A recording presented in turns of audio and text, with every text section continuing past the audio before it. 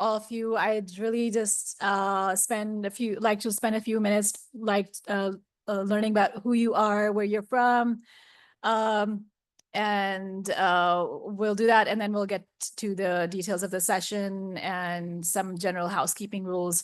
So if you could briefly introduce yourselves, we'll start with you, Andre, and I'll also give you a heads up. By the way, I'm Sabah Karimi. I'm going to be your professor for this course and hopefully for the future as well in some courses. I am Pakistani Canadian. So I've worked in other jurisdictions as well, Uzbekistan and being one of them.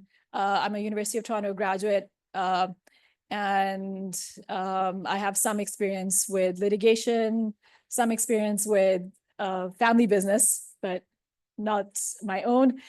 Some of my own business interests as well. So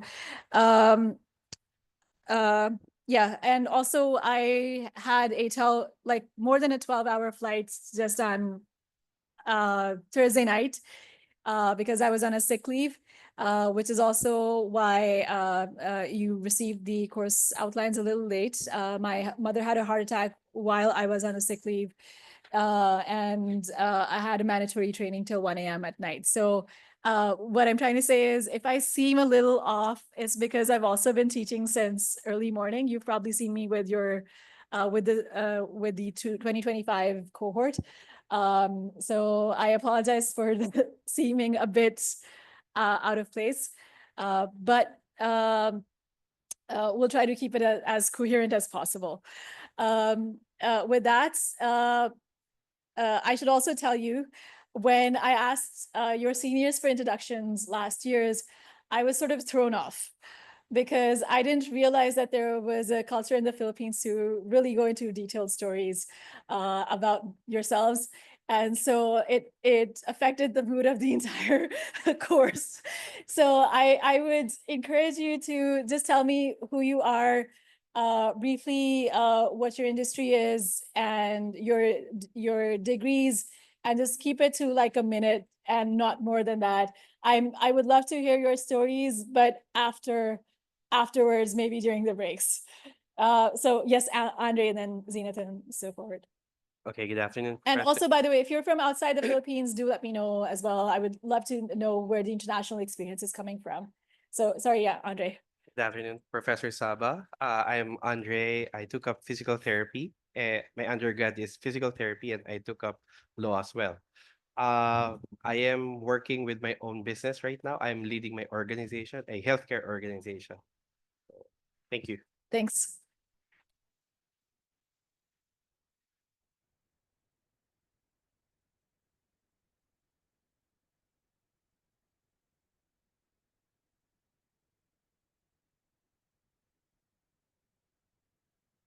Maybe there's an issue with the volume. Hello. Yeah, there you go. Yeah. I'm Zenith. I took up my BA philosophy degree from the University of the Philippines and then my law degree from San Beda University. I'm a lawyer and I work at the Office for Alternative Dispute Resolution Department of Justice. I'm also a trained arbitrator. Excellent. Thanks. KB? Hi, my name is KB. My undergraduate is medical technology. I work for the government at the National Kidney and Transplant Institute as an internal auditor and also the chair of the audit committee of NKI AMPC. Thank you. Thanks. Good afternoon, Professor. My name is Dodi. I work in the Senate as the Chief Counselor on Parliamentary Law. So my work is to advise the senators, the Senate President, the Majority Leader, and high officials of the Senate on legislative parliamentary law. That's my main job. I also teach in the Doctor of Civil Law, in the Master of Laws, in the JD, and some other baccalaureate courses. That's it. Thank you, ma'am. Thanks, Dodi. Good afternoon, Prof. I'm Joaquin, but you can call me Wax. I work in the LGU, working in the legislative branch of the LGU in Palawan. What does LGU stand for? Local Government Unit. Okay. Thanks. So I'm based in Palawan. My work is on the policy development, local policy development, and that's it. Thanks. Hello, this is Derek. I'm one of the nationality out of the Philippines. I'm Chinese, and came to Philippines 2 years ago, and we are doing the solar projects investment in Philippines. Yeah, that's all. Thank you. And that's going to be quite relevant to this course. Excellent. Yeah, hi, Proof. My name is Jenny. You can just call me Jenny. Chinese name is Ma Jiajing. Okay, so we are the same, the Chinese, and my undergrad is physics and mathematics, and we have the international experience in mostly is based in the Southeast Asia. For me, it's like Cambodia, Vietnam, Indonesia, and the Philippines is my current market. So my position is as a country development manager here. Yeah, thank you. Is it also for the same solar company or is it? Yeah, we from- are from the same company. Yeah. Okay, excellent. Yes, G. Hi, Prof. I've always been a finance person. I did CPA and then CMA.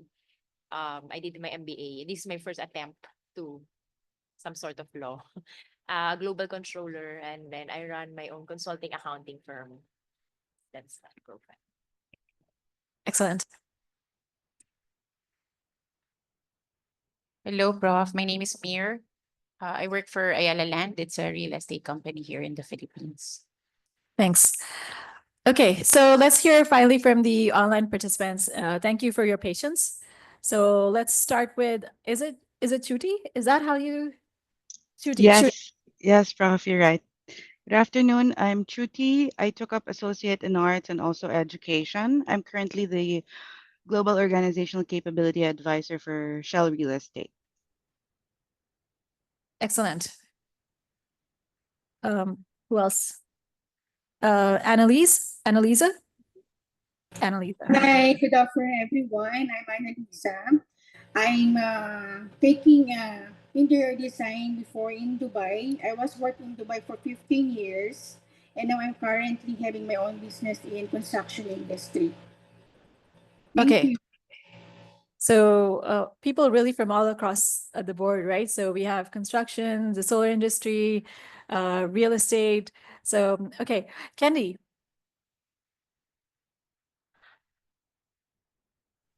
Good afternoon. Am I audible? Yes. Good afternoon. I'm Cindy, but you can call me Candy. I'm a CPA and a lawyer, but a young one at that. I just passed the bar last 2023. I am the tax compliance senior manager of a local bus transportation company. We are based in Bacolod City. That's all. Thank you. Thanks, Candy. Alexis? Hi, Professor Saba. My name's Alexis or Alex. I'm also a lawyer. I'm in-house counsel for Fujifilm Philippines, a Japanese company dealing in imaging solutions and healthcare. So yeah. Thanks. And Curdy, finally. Hi, Professor. I'm Curti. I am a graduate of Bachelor of Science in Legal Management at De La Salle University. I'm currently a paralegal under the governance and compliance team of the legal team of a publicly listed company here in the Philippines. Its industry is well, it's primarily engaged. It's the parent holding company who has subsidiaries engaged in the power industry, the land, and the banking. Okay, so we have a lot of experience from a lot of different industries, and I hope that we can utilize all of that experience with the LT work that you will have within this course. The course's focus really is on asking, can business be sustainable? And if so, how? Right? So this is like the broad overview of what this course is about. And you will work across different jurisdictions, different types of environmental issues at the intersection of business. Eventually down the course, we will look at the history of international environmental law and the roles that the role that corporations have played in the development of international environmental law. we'll look at sustainability reporting standards along the way, and also look at the different treaties related to trade in endangered species, sustainability and climate change. And amongst we also have a few, I had originally 2 resource speakers lined up. One for next week. Her name is Chantal Echo, but she had a medical appointment that she could not reschedule. So I'm trying to see if I can have her come for another week, maybe in the international investment realm, because she is a documentary filmmaker and she has a lot of experience working, documenting corporate activities here in the Philippines. And I'm sure you would love to hear her like hands-on experience with business and human rights and the environment. We also have Nadia Ahmed lined up in this course. She's a professor of environmental law at Yale Law School. So yeah, so a good friend of mine. And when at the time that she teaches, it's going to be around 3 a.m. In the United States where she's based. She's done this because she really wanted to teach a course in the Philippines. She'll be joining us online. She actually wrote an article about environmental justice, like the coloniality of environmental justice, and she has she mentioned the Philippines as a specific example. And in fact, when I told her that I was going to be teaching in the Philippines, she said she was incredibly jealous. And she said that, like her Facebook response was to the land of Jose Rizal. So, so like you know what it's going to be like when you have the session with her finally. She does a lot of grassroots work in the US, is also involved with the Democratic Party, is a lot more than just a professor of law. So you will have that exposure going down in this course. Having said that, let's move to some of the general housekeeping rules related to this course. And I will just share my screen. So in general, class participation is important in this course. But that does not, when I evaluate you, it will not be just on your frequency, but also what you bring to the discussion and how you behave with your colleagues in your LT discussions. So your behavior is also quite important. And the reason for this is that last year, when I was teaching this course, there were students who were simply not interested in participating in the class activities, and their LT mates were doing all the work, whereas they were just sitting to a side. And so your class participation is going to evaluate that as well. So yeah. In terms of your submissions, I do not have any quizzes. What I do have, though, are 2. I think I should turn off my audio.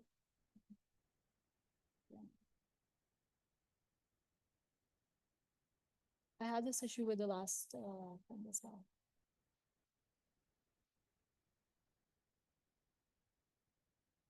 There it is. So in terms of your assessments, you have 2 written analysis of cases, or WACs. I will give you cases to read. You can see the deadlines in your course outline. And there will be specific questions related to those case studies that you will have to answer. Now, if you have any of you ever had experiences writing answers to WACs at all in any of your previous education? No. Okay, so those questions will be related to business judgment. And I will test you in these WACs, not just on your application of business judgment, but also your application of legal principles. right? So you have to balance this between, and so the perfect WAC will show me your business judgment, but also your understanding of how regulations will apply to that, that business environment.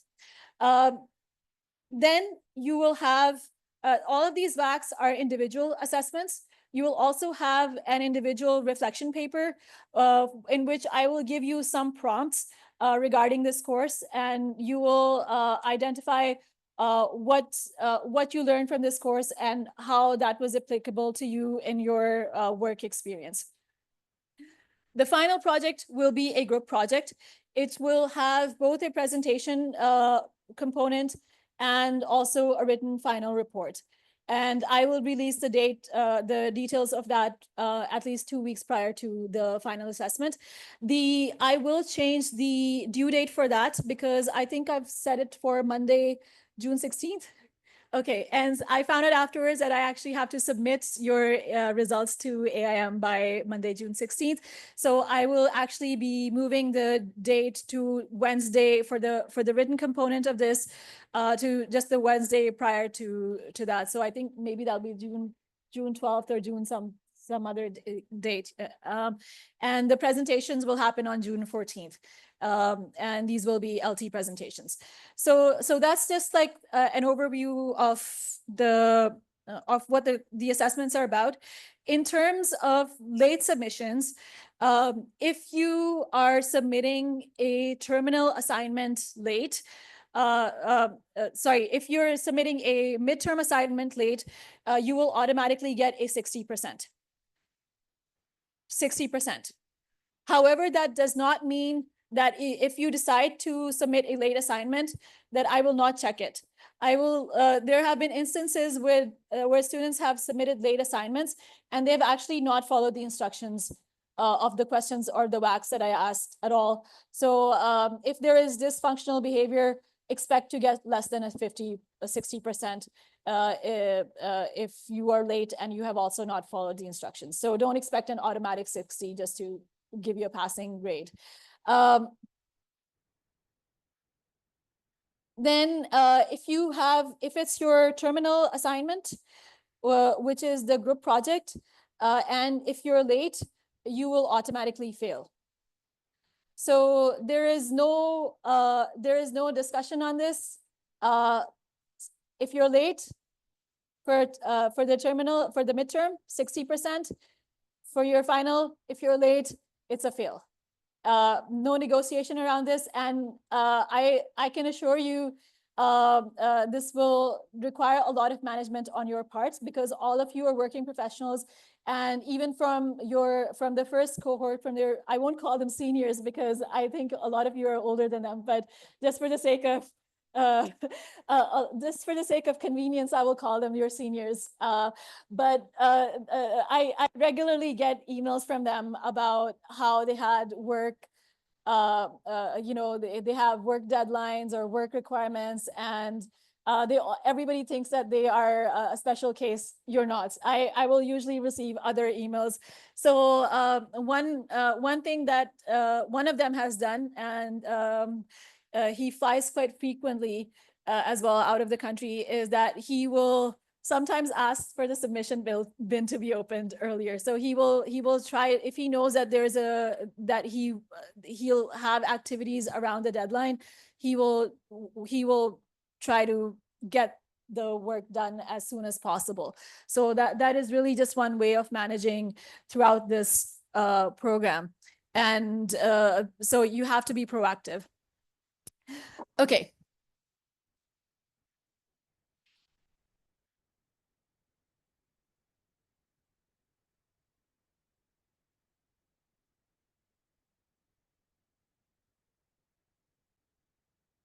Also, I should mention there will be no additional evaluations if you fail to submit something. The evaluations that I've mentioned are the only evaluations. And this is also, again, based on the collective experience of AIM professors.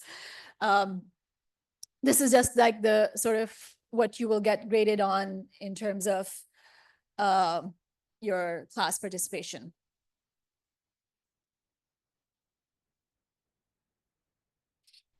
Okay, so let's get into the nitty-gritties of today's lecture.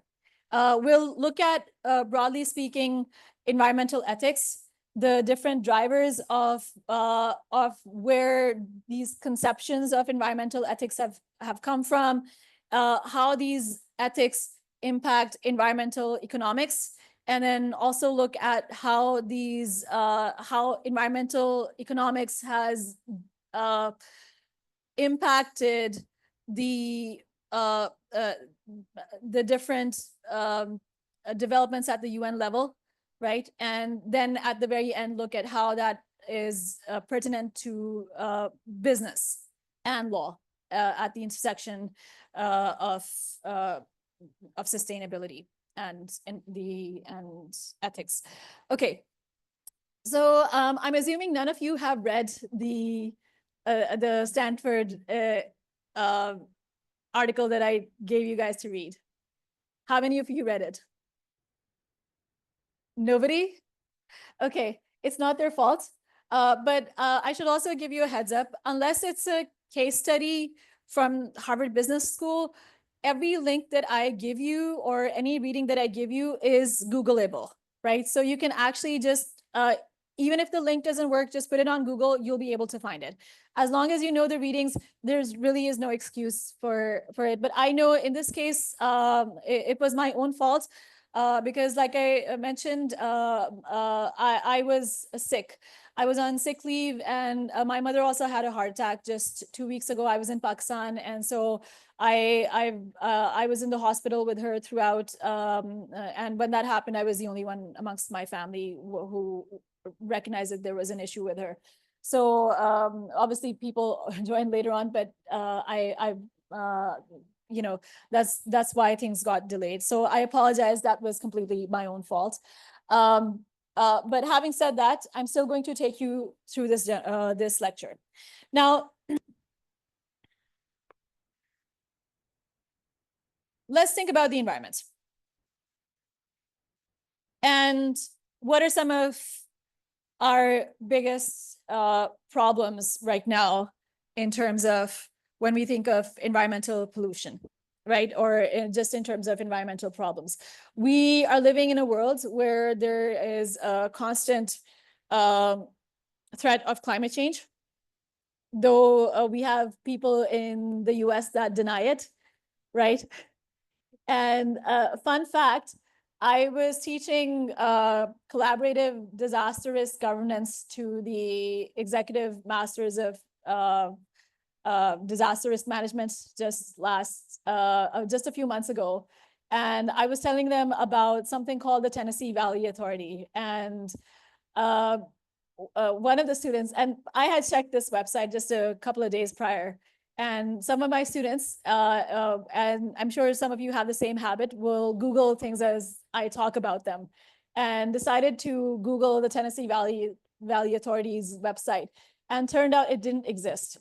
And the reason for that was that people were afraid that Trump would win the election and take down all the environmental data. And so these websites were not working. So a lot of the US government websites that you would normally go to are no longer working because you have climate deniers in the in the US government.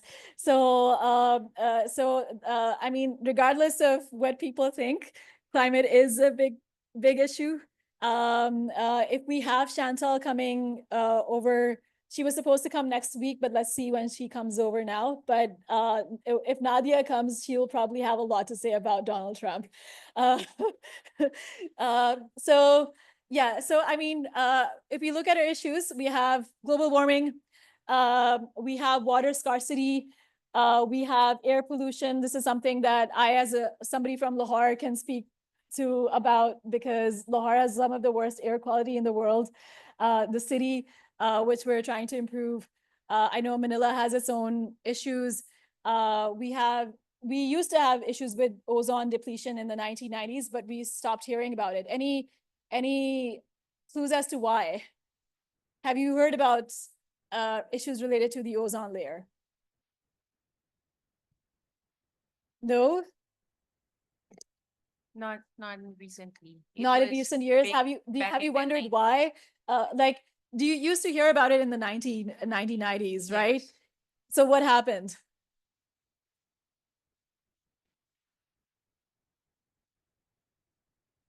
Yes, Sturi?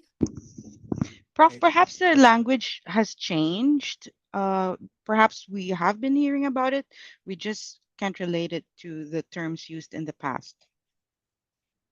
Okay, let's see what everybody else has to say. So Dodi and then Alex online. On the ozone layer, ma'am. Yes.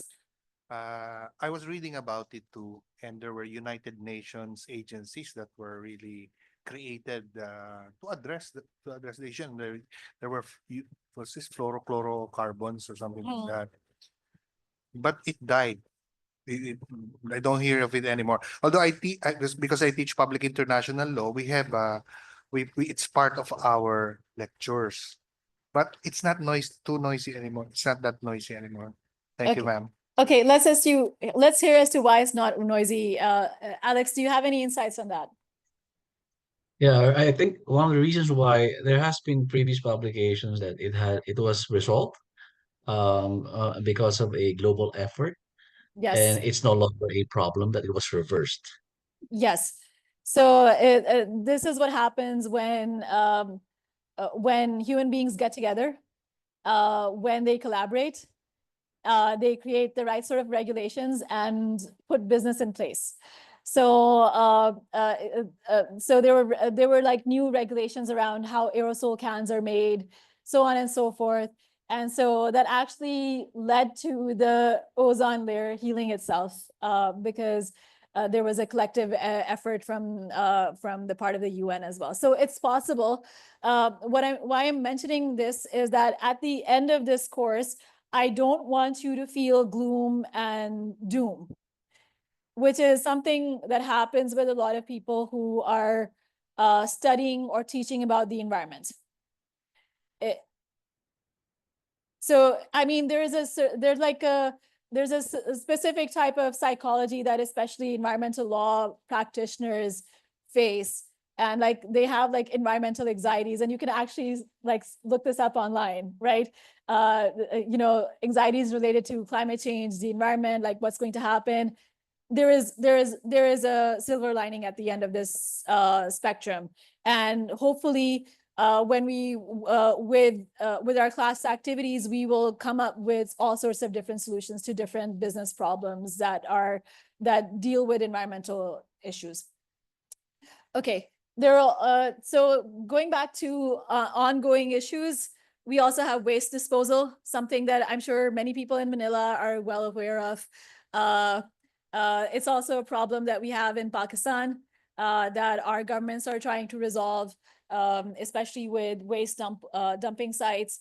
So recently, like in Pakistan, there was this waste dumping place called not too far away from my city, Lahore.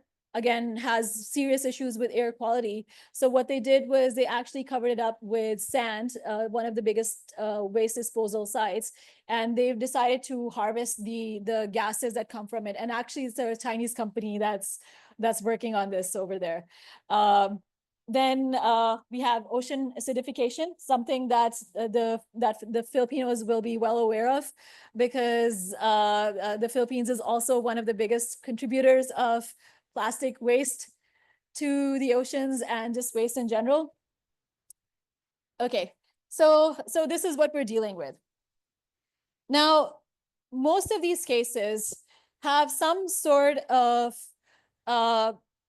corporate activity involved in them. Like these problems became problems because normally there was a big corporation that wanted big profits and decided to create products or supply chains that were exploitative.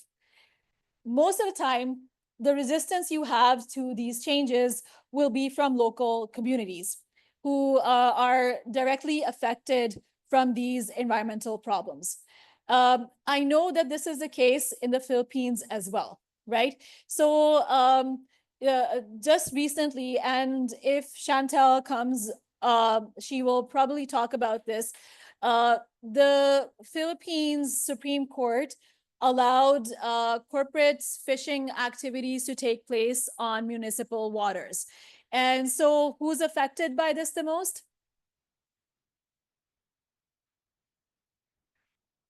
The local fishermen. And how are they affected? If industrial fisher folks would come in, the numbers of fish that they got caught would be lessened. So yeah, supposed to be the municipal water should be for the local fishermen, and that's supposed to be.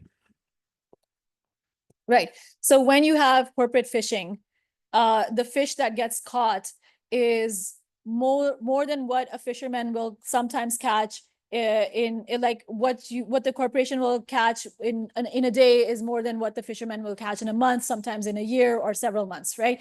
And so what does that lead to? In my view, ma'am, it would cause depletion. No more fish they killed, they get all the fish. So And there's that no more is already something that is happening in the Philippines as we speak. I went to Palawan last year to Port Barton, and is there anyone from Palawan here? Okay, so you can probably corroborate this this information. The tour guide was a former fisherman, and I asked him like how he became a tour guide, and he said it's because there is no fish in the sea anymore. And so we just don't have the same sort of catch. And so that's why I've transitioned to being a tour guide, because I have to feed my family. And this is the only way I can do it. And then on top of that, from what I've heard from him is that most of the islands are also getting bought by some congressmen over there too. So that's actually Uh,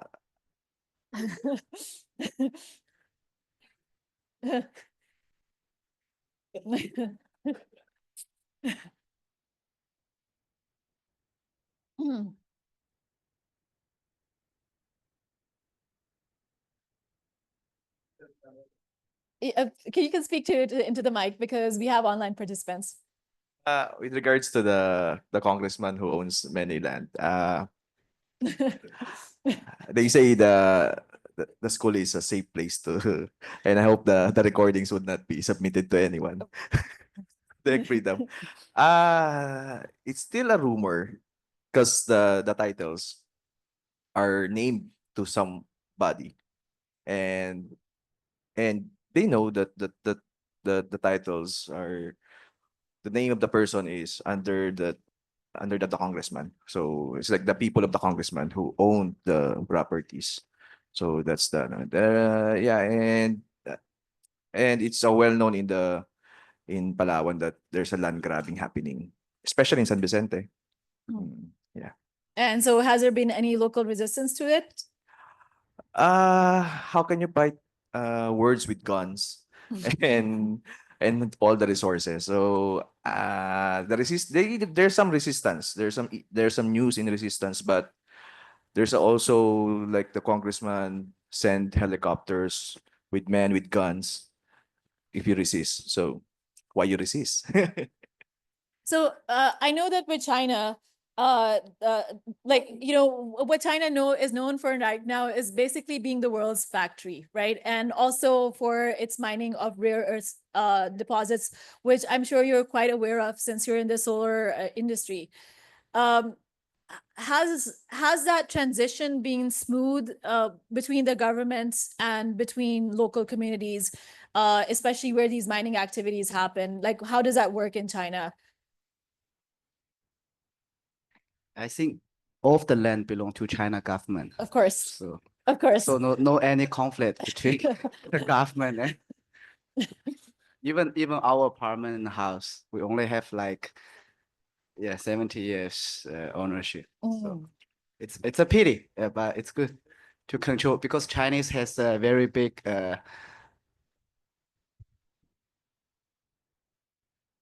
population, has a Right. very big population. The government have to control those big population. They don't have other ways. So we won't hear like these same sort of heroic Hollywood type stories of resistance from China.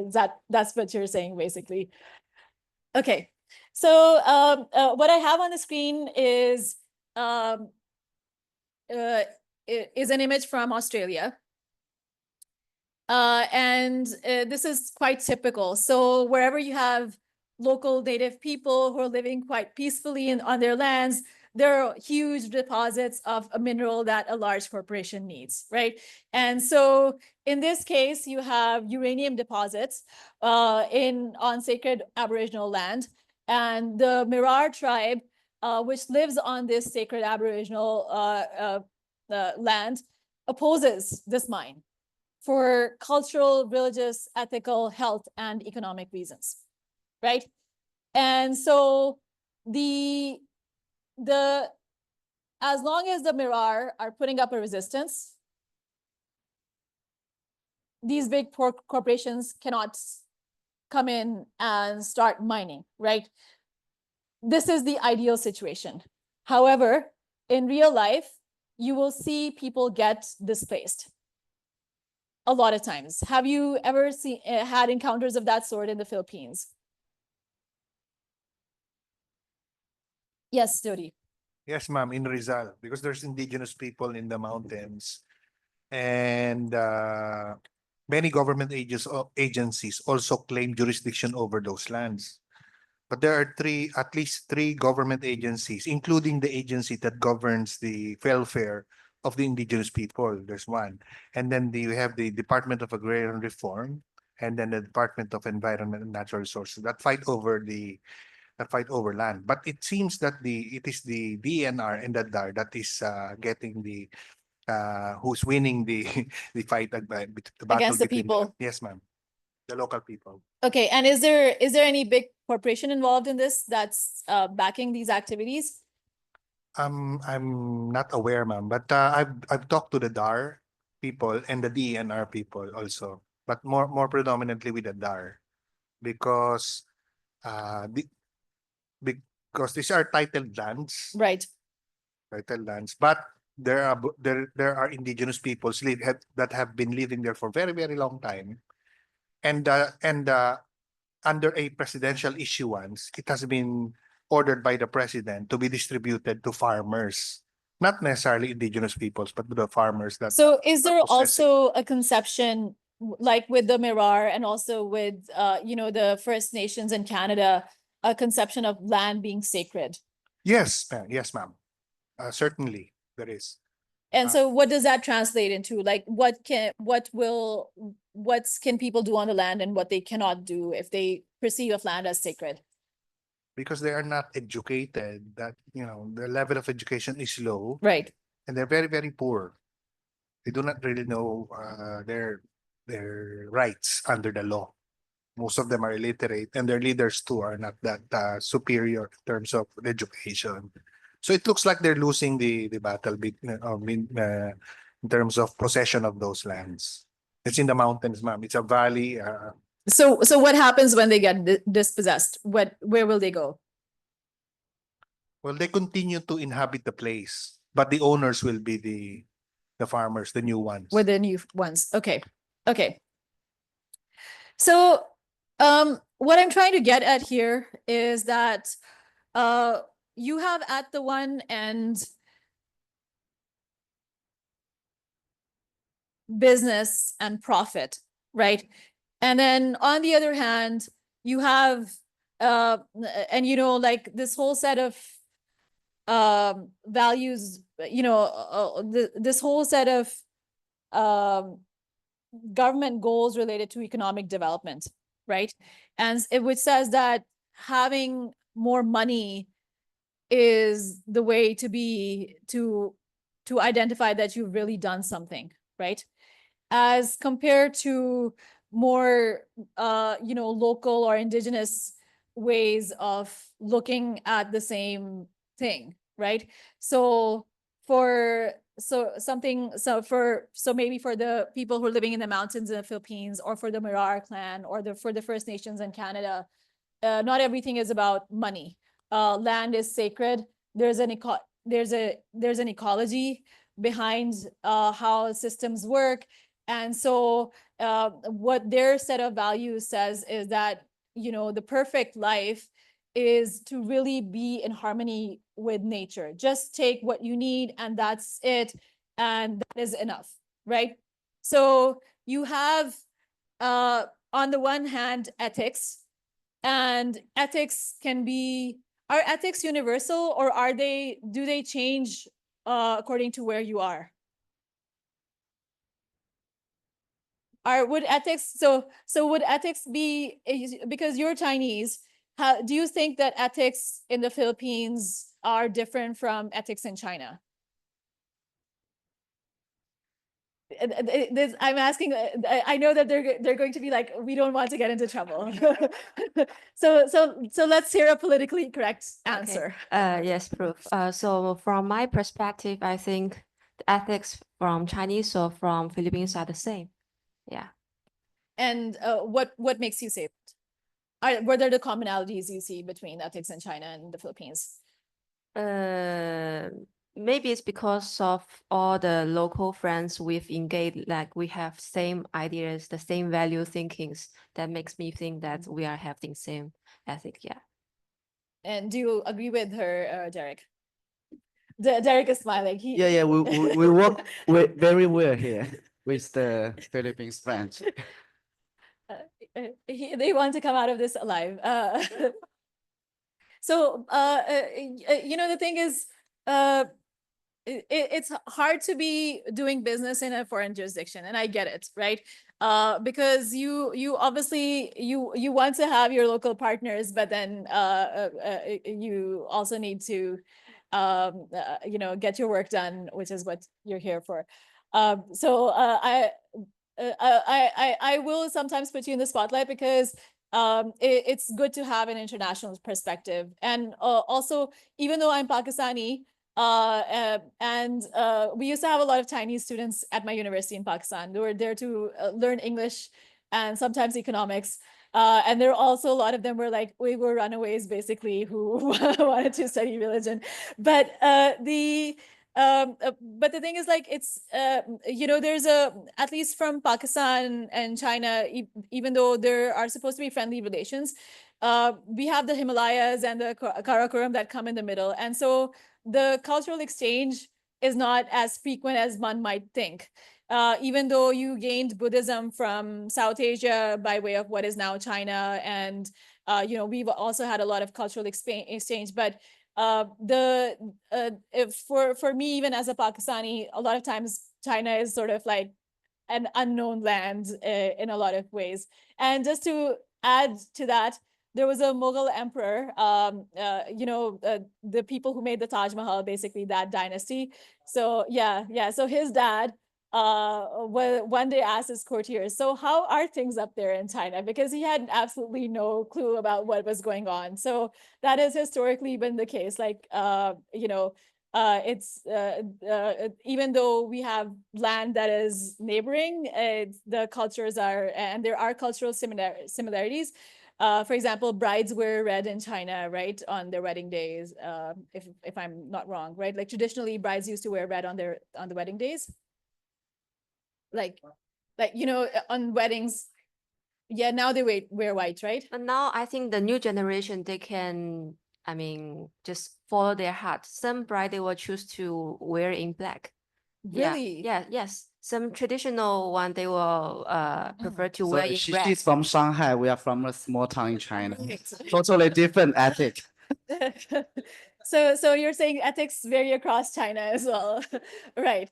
So okay, so but I mean, from the TV shows I've seen, like people used to wear red way back in the day, right? Yes.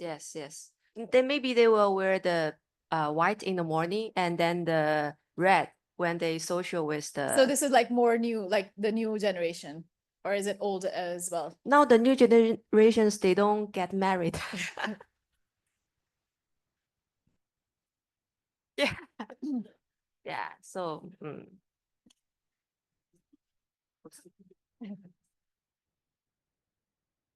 Okay, so I was trying to come, you know, talk about cultural similarities. So historically, there are some cultural similarities. So brides in Pakistan still wear, in India as well, still wear red on their wedding day. You see that in old Chinese movies. but not like things are changing now, right? But anyway, what I'm trying to get at is that we have these two disciplines, ethics and economics. And they both deal with what we value as human beings. And our values at the end affect our decisions related to how we deal with the world around us. Whether it is our society or our environment, everything that we do is driven by our values, right? So our values, our worldview, they are governed by not just our religion, our beliefs, but also our culture and our personal experiences. And those personal experiences shape our worldviews. And those worldviews, those values collectively impact our decisions and our actions.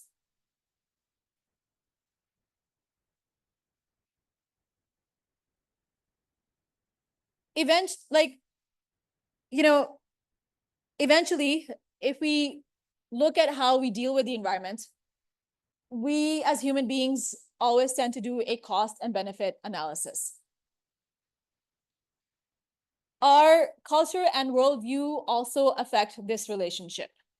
So, for example, there is something that is common between the Philippines and Pakistan, and that is house lizards. Yes, geckos, right? And normally in Pakistan, when you have a house lizard, people will freak out. They hate it, right? And so if you are marrying a Pakistani woman, you should be able to protect her from a house lizard, right? Your masculinity depends on it. And so if you go to Pakistan, if you go to a supermarket in Pakistan, what you will find is insect killing spray, like lizard killing sprays, right? I have not yet found those in the Philippines. And the reason for that is that I found out that in the Philippines, lizards are considered friends. Sorry? I'm sorry, but there is a local belief that they are holy also. You know, you don't touch them. That you Really? don't hurt them. I don't, yeah, there's that part that, and masculinity doesn't depend on. Okay, so see, there is a local belief that is driving this action. In Pakistan, the local belief is that you can have what we call jinns or genies. Like if you've heard the story of Ali Baba and of that, right? Or Aladdin. And so sometimes these jinns or genies will come in the form of lizards or snakes. And so the rule is that as long as they are outside your house, you will not say anything because that is their domain. But if they come inside your house, then you are allowed to get rid of them because they had the option of not coming inside. If they are indeed a real demon, right? And so because they've come into your territory, you can actually now dispose of them as you want, because this is, if you're a lizard, you're probably bringing like feces, all sorts of disease, so on and so forth. And there's also like this legend because in Pakistan, we also follow an Abrahamic faith, and that is Islam, right? And so we have the story of the prophet Abraham being thrown into the fire by Nimrod. Has anyone heard this story? Okay, so this is a story that exists in the Quran which is that the Prophet Abraham's chief nemesis was a king called Nimrod. And he threw the Prophet Abraham, he prepared this huge fire to throw him in. And when he was about to be thrown in, the archangel Gabriel comes and offers to save him. And the Prophet Abraham says, no, this matter is between me and God. And when he finally gets thrown in, the fire turns into flowers, fragrant flowers, right? So, I mean, in terms of in terms of Islamic legends, of Islamic stories, it's a story of having trust in God. But what do lizards have to do with this story?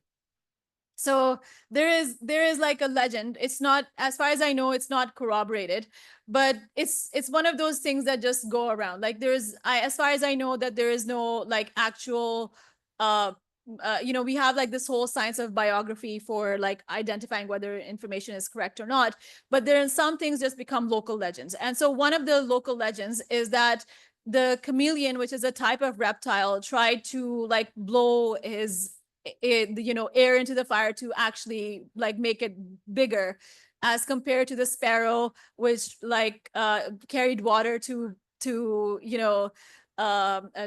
to extinguish the fire. And so that's also why you'll have like I mean, it's a type of ignorance in some ways. I don't really know the religious implications for this, but that's also why you'll find a less than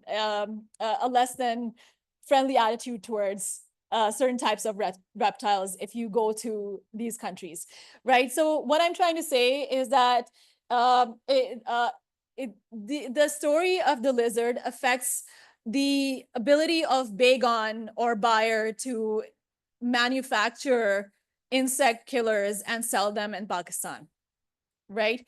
So it's a business decision which is backed by regulation, and it creates profits for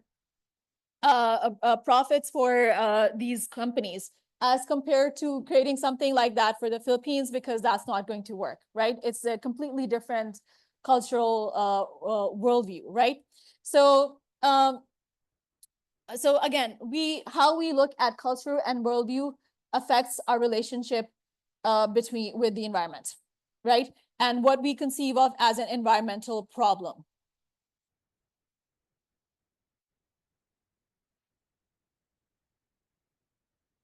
Different worldviews result in different perceptions.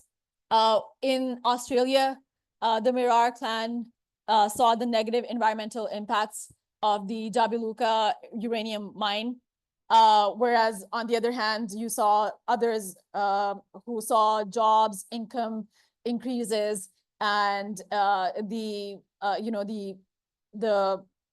availability of energy from developing that mine, right? So what do you think? What should have happened in this case? Which set of values should have won?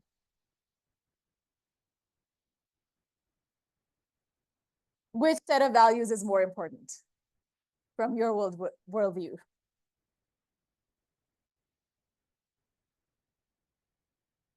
Yes, Jody. Thank you, ma'am. In my view, there should be a balance between the two, because generating jobs is also all right for the economy, for progress to happen. But it should not be done at the expense of the environment. So I think there should be a healthy balance between the two, in my view, ma'am. And is that possible, to have business opportunity, but also create a balance with the environment? Yes, KB. Yes, Prof. There are minds now actually who what do you call this? Who advocate restoring the environment after they have used the site. So I think there are government agencies also who conduct field audits to whether to validate and to whether check whether that these mining companies are compliant in their advocacies or not. Okay. Yes, G. Actually, just earlier today, our prof Terence mentioned that if it's your major source, like water, they do recycling and return 110% of it. In our company, Sorry, could you oh, they do recycling right. and then return more than what they need to return to the environment. In our case, our main so we say product is really people. So in return, we have to give back through sponsorship, scholarship, and education. So it's a give and take sort of balance. Yes, Janie.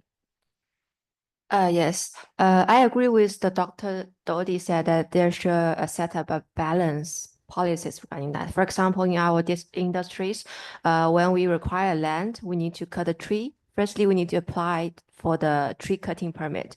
And then we need to promise that once we cut one tree, we might need to plant another 1 or 1.5 tree to cover the damage for the environmental. Yeah, so that's it. Thanks, Meyer. Yeah, it's Mir, Prof. Sorry, Mir.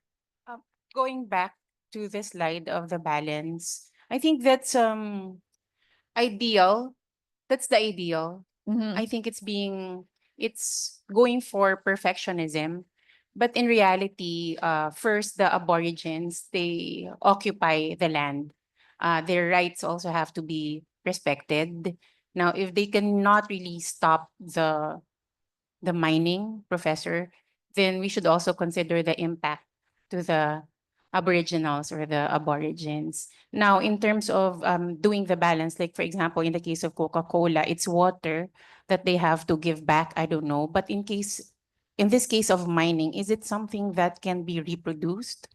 How do you really give it back or do the balance when it's something that you cannot reproduce? Or if you can reproduce it, how long will it take for them? So what is that? For restoration, For basically, right? yes, restoration. So what is that balance that we're looking for? In my opinion, it's really more of lip service, just so to say that we are aiming for it, but the impact is really something, for me, in my view, that is difficult to measure. Yes, Derek and then Bax. Yes, I think this is the conflict between the developing country and developed country, right? So that's why for now, in the worldwide, I don't know which kind of the regulations they issue the REC, a renewable energy certificate or something. Like some of the companies, my companies, they, how to say, they destroy the environment, but they have to buy a rack from other companies from other countries, which can be come to the balance for all of the world, I think. Okay, so I just want to push you back on that. So can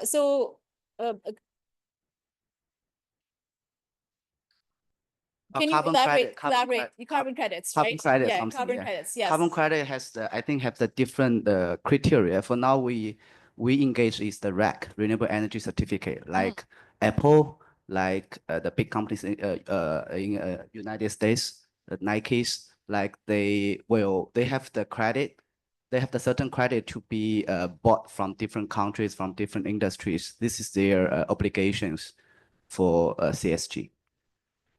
Good. Wax. In my worldview, since in my town we have a mining company. There's a mining company actually. The government views it as a job and an income. However, it's on the negative on the aborigines. The company, what they did is that they pay the chieftains so that they'll be silent. So technically, they find ways to silent the other stakeholders, including the government. They provide some payments so that they could get endorsement. Like now, they're expanding their mining site. But so with regards to the values, I think it change depends on if money is already talking to them, especially to the politicians. So yeah, that's what's happening in my town. I'm not proud of that. Well, I mean, that happens, right? So when we talk about ethics and we talk about bribery, right? Which is basically what's happening here. it happens across the board in the Philippines, also happens across the board in Pakistan, by the way, right? You know, Pakistan is not exactly low on the corruption index either. So people get paid, not always. There are honest politicians, and I'm sure they exist in the Philippines as well. But the this is a thing with, if we talk about bribery and ethics, right? What bribery does is that it distorts markets. It not you're talking about the environmental impact of bribery, but it also distorts markets. Why? Because when there is bribery involved, governments end up in deals that they would not normally have engaged in had there been due process.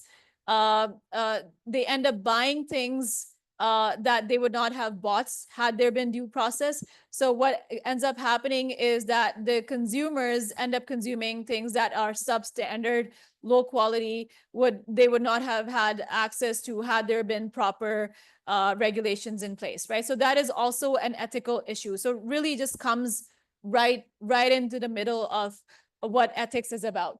Yes, Alex. Well, there's a concept of sustainable mining, and that concept is actually evolving. But then again, in this case, we are dealing with two entities that have a different uh, they have different powers. So large corporation is more powerful than aborigines. And then there's that concept of FPIC, or free, prior, and informed consent that is required for respecting indigenous rights. Now, I think in this case, the aborigines' right is more superior than that of the mining companies or the government itself, simply because they're not very strong, they're not very well funded, and I think in this view, conflicting view, we have to enforce FPIC. We have to make sure that there's free, prior, and informed consent before we achieve that required balance of sustainable mining. And that's my view on this. Yes, Andre, then Zenith. Oh, sorry, Annalisa, you had your hand raised first. Sorry. I think for this, because Aborigines are very spiritual, it can impact and damage to their culture as well. And also, having this mind, also, we have this contamination of the water, those people living out there. Okay, excellent. So Annalisa is saying that the Aboriginals are more spiritual. And so is that what I heard, right? Yes, So ma'am. that is what is driving their ethics. Andre, would you agree with that? What's your input on this issue? Okay. Only in this case, I think it's the presumptions of my. Oh, okay. My question first is, how necessary is the uh mining company harvesting that site, because it's not something that we can restore because it's already altered or desecrated. It's not something that, let's cut down a tree and then let's plant another tree, or let's get some water, let's replace the water later after we use it. It's not something, that's not how the Aborigines or any particular local sees those things. So for me, it's really how necessity, or is this mining company coming from before we start asking ourselves is, how can we make them responsible, or how can we make them accountable for what they do? But really start asking ourselves first, is it necessary that they do it there or harvest whatsoever? So that's my view, at least in this case. Okay. And Zenith, what do you think about what Andre just said? I think he's correct because it's more in line with Mir's opinion, which I want to echo, because for example, the two options that we're being given is that we either prioritize the jobs and those things which are of value, quantify, which can be quantified, and that of the the negative impact that the Aborigines think. I think it's very unfair to compare those two, because one has a concrete value, and in the using the lens of, for example, the government, they don't really put that heavy of an impact, for example, to some things which cannot be quantified. So I agree that there are a lot of factors to be considered, but to argue that we should balance the interest, I feel that we should dig deeper first, because because we should again question if it's worth balancing, right? If the beliefs or the lives of the Aborigines is it worth it to disturb that just for jobs or for those quantified needs? Yeah. Okay, so one thing I've noticed is that what Annalisa said about spirituality, right? So you have these Aboriginals that don't have money, but are are also not leaving their land, right? And they're also not getting bribed. Like the only way that they can get forced out of it is like, being forced, like being displaced is being forced out of their land, right? So what does that say about their worldview, their values, as compared to the more educated, more wealthy, who have access to resources and are still getting bribed? There's this article that I read before wherein when people really believe that they're not getting bread, but they're not leaving the land, it's because they identify it's already part of their identity. So it's already part of their, the what they think they are. So it has to be given more weight, because once they're taken away from that land, it's not as if they can rebuild their lives without it.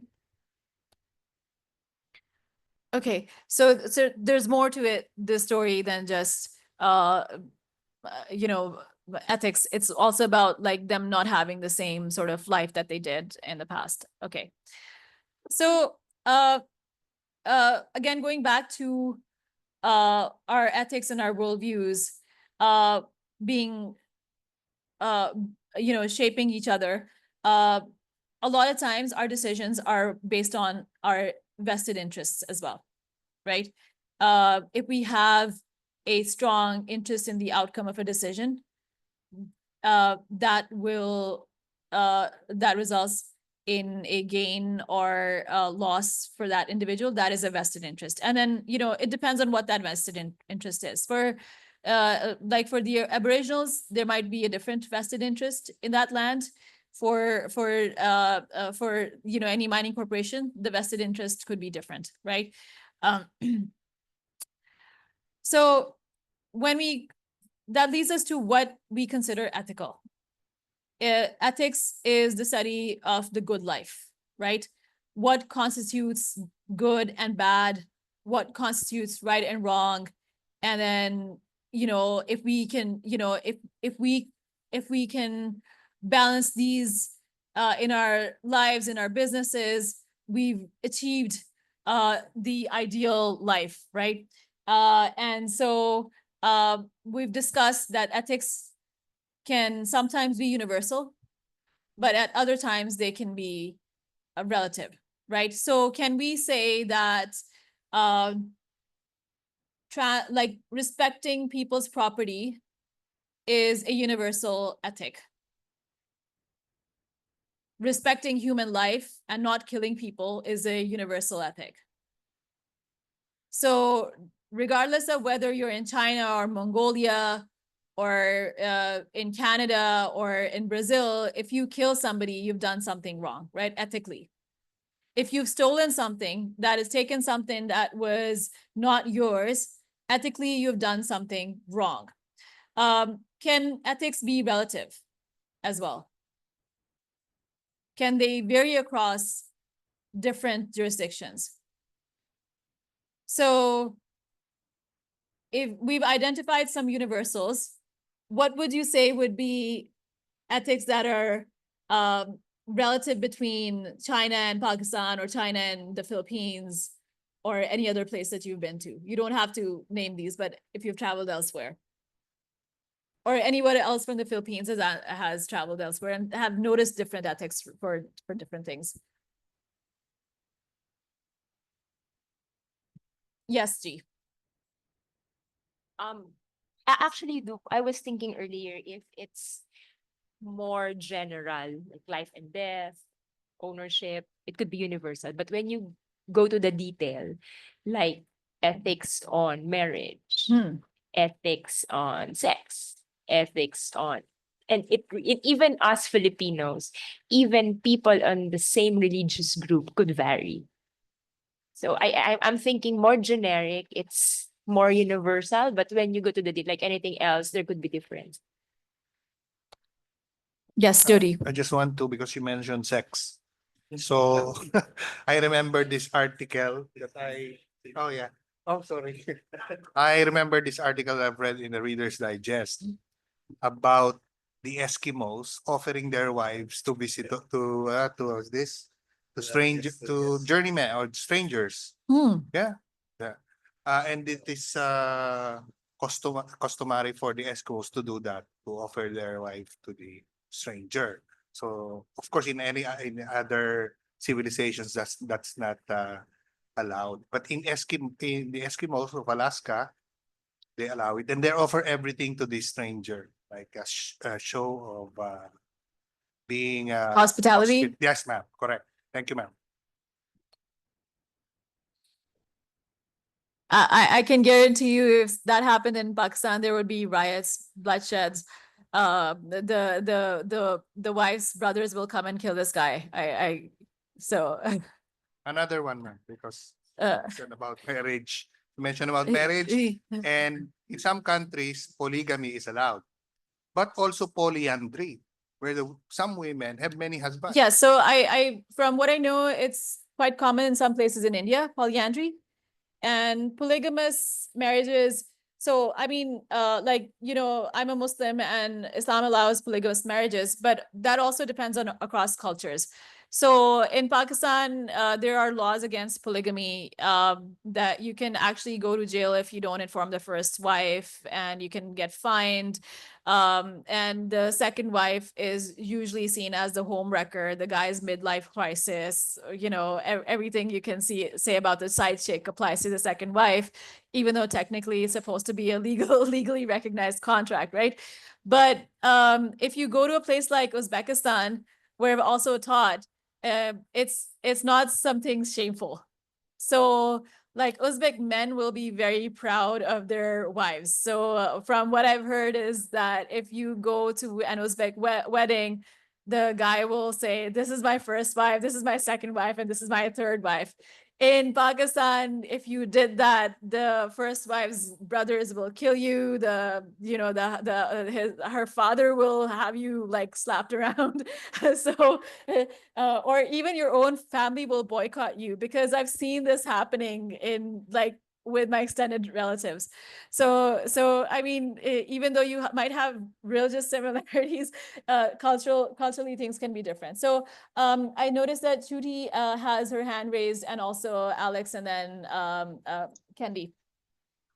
Yeah, yes, ma'am. The examples I want to state in terms of relative ethics would be examples that would be very visible, recognizable even to an 8-year-old who has traveled abroad. Like, for example, how we deal with trash, behaviors during commute, how we line up, as basic as that, ethics around that. Yeah. That's very true. Even how we deal with food waste, right? So if you go to Canada, Canadians are actually a lot more concerned about not wasting food, even at university level. So I worked at the University of Toronto for around 4 years, and if there was an event, all of like if I was in the faculty of law, we would get like these circular emails saying that there's leftover food in the kitchen, and then, you know, the staff can go and eat from that food. Whereas when I went to the US, there was a conference at Columbia University where I just literally got the shock of my life, where they had like this extended like buffet platter and they just decided to throw it all in the waste bin right in front of me. And I was mortified, you know, and this is an Ivy League university, but it was, yeah, yes. No, I would like to the food. It's a very good topic, Prof. Because here in the Philippines, we're taught not to waste. You eat every grain of rice. I don't know in Pakistan, but we were Yes, taught that. same. In the US, I live in the US, and the very first few weeks, I was really eating my food, even if I'm full. And they just told me, to your point, this is the land of the plenty. Just throw it. Right. And so, I mean, in Pakistan also, we have religious ethics that are driving like not wasting food. So when I was a kid, and again, like because we're talking about ethics, that's why I'm also talking about like how religion influences how we deal with things. So, like in Islam, just because you're a Muslim, you're not going automatically to heaven. So it's a bit different from other faiths. You not only have to believe in one God and the Abrahamic prophets, you also have to you have to follow God's rules. And if you don't follow God's rules, even if you're a Muslim, you will end up in hellfire. And so one of the things that I was taught as a child, and I think it's quite funny, is that if you waste food, even a single grain of rice, on the day of judgment, you will have to actually pick it up from your eyelashes. Like this is what I heard from my elders, right? And and so that just horrified me. Like if I waste this and I have to clean this up with my eyelashes, I don't know what I'm going to do, right? So I like I did not want that punishment taking place. So that does influence how you deal with food. Now, Alex, I see you raise your hand. Please give us your insights. Oh yeah, but I was amazed by that eyelashes story. It's the same in the Philippines. We're supposed to pick up rice when we are in purgatory. So, but yours is worse. Eyelashes. Well, one ethical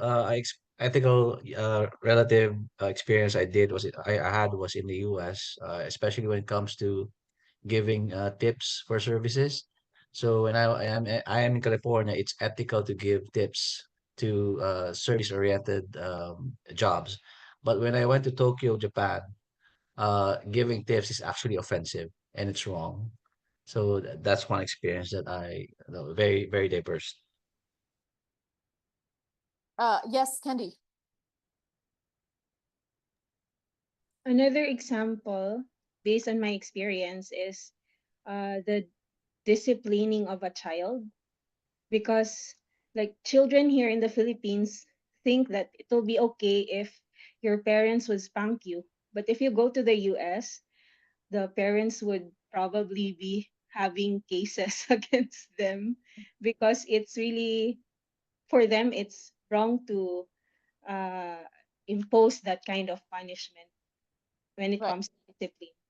So what that leads us to is that there can be some commonalities, but also differences across cultures that impact business decisions, day-to-day decisions, right? And then you have, based on these ethics, different ethical standards for various acts, right? As compared to just legal standards. So the classical standard would be a virtue. So doing something good according to your culture is a virtue, right? And so then the golden rule with ethical standards is that they produce utility, that they produce the most benefit for the most people, right? If you have these ethical standards in place. When we talk about environmental ethics, this deals with the application of our virtues, our utilitarian principles to the relationship between humans and non-humans, right? This relationship can be hard to resolve sometimes. It also depends on on your own personal ethical standards. It also depends on your domain of ethical concern, right? Should you necessarily conserve resources for future generations, for example? Is that your domain of ethical concern? Is it okay to destroy a forest to create jobs for people? You know, should that even be your domain of ethical concern? Or should it just be jobs? Or, you know, should humans drive other species to extinction?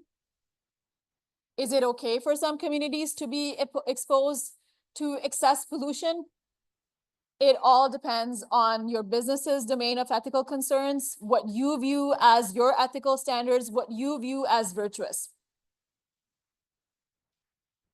It also depends not just on businesses, but also on governments, right? So if for example, there were government officials who thought that it was more important for them to preserve forests, conserve resources, and also conserve local animals, would they then be susceptible to bribery, regardless of how much it gave them? The answer would be no, right? So that also says something about the values of the ethical, like of the government servants that are involved in these kickback schemes.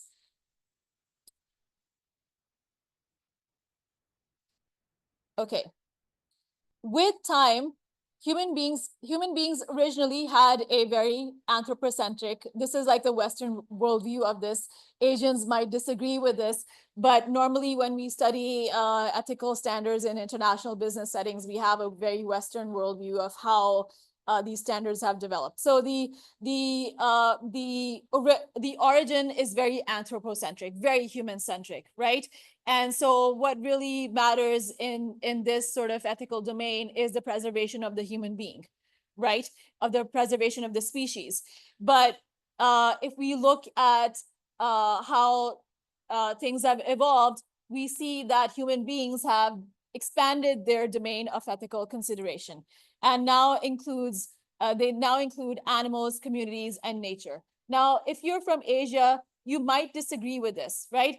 Because if you're in India, there are some rivers that are considered holy, right? There are some animals that are considered divine and holy. So, for example, this might also be the case with people who follow certain types of Buddhism, right? So it might be it might be unethical to even harm like ants, or that's certainly the case for us Muslims.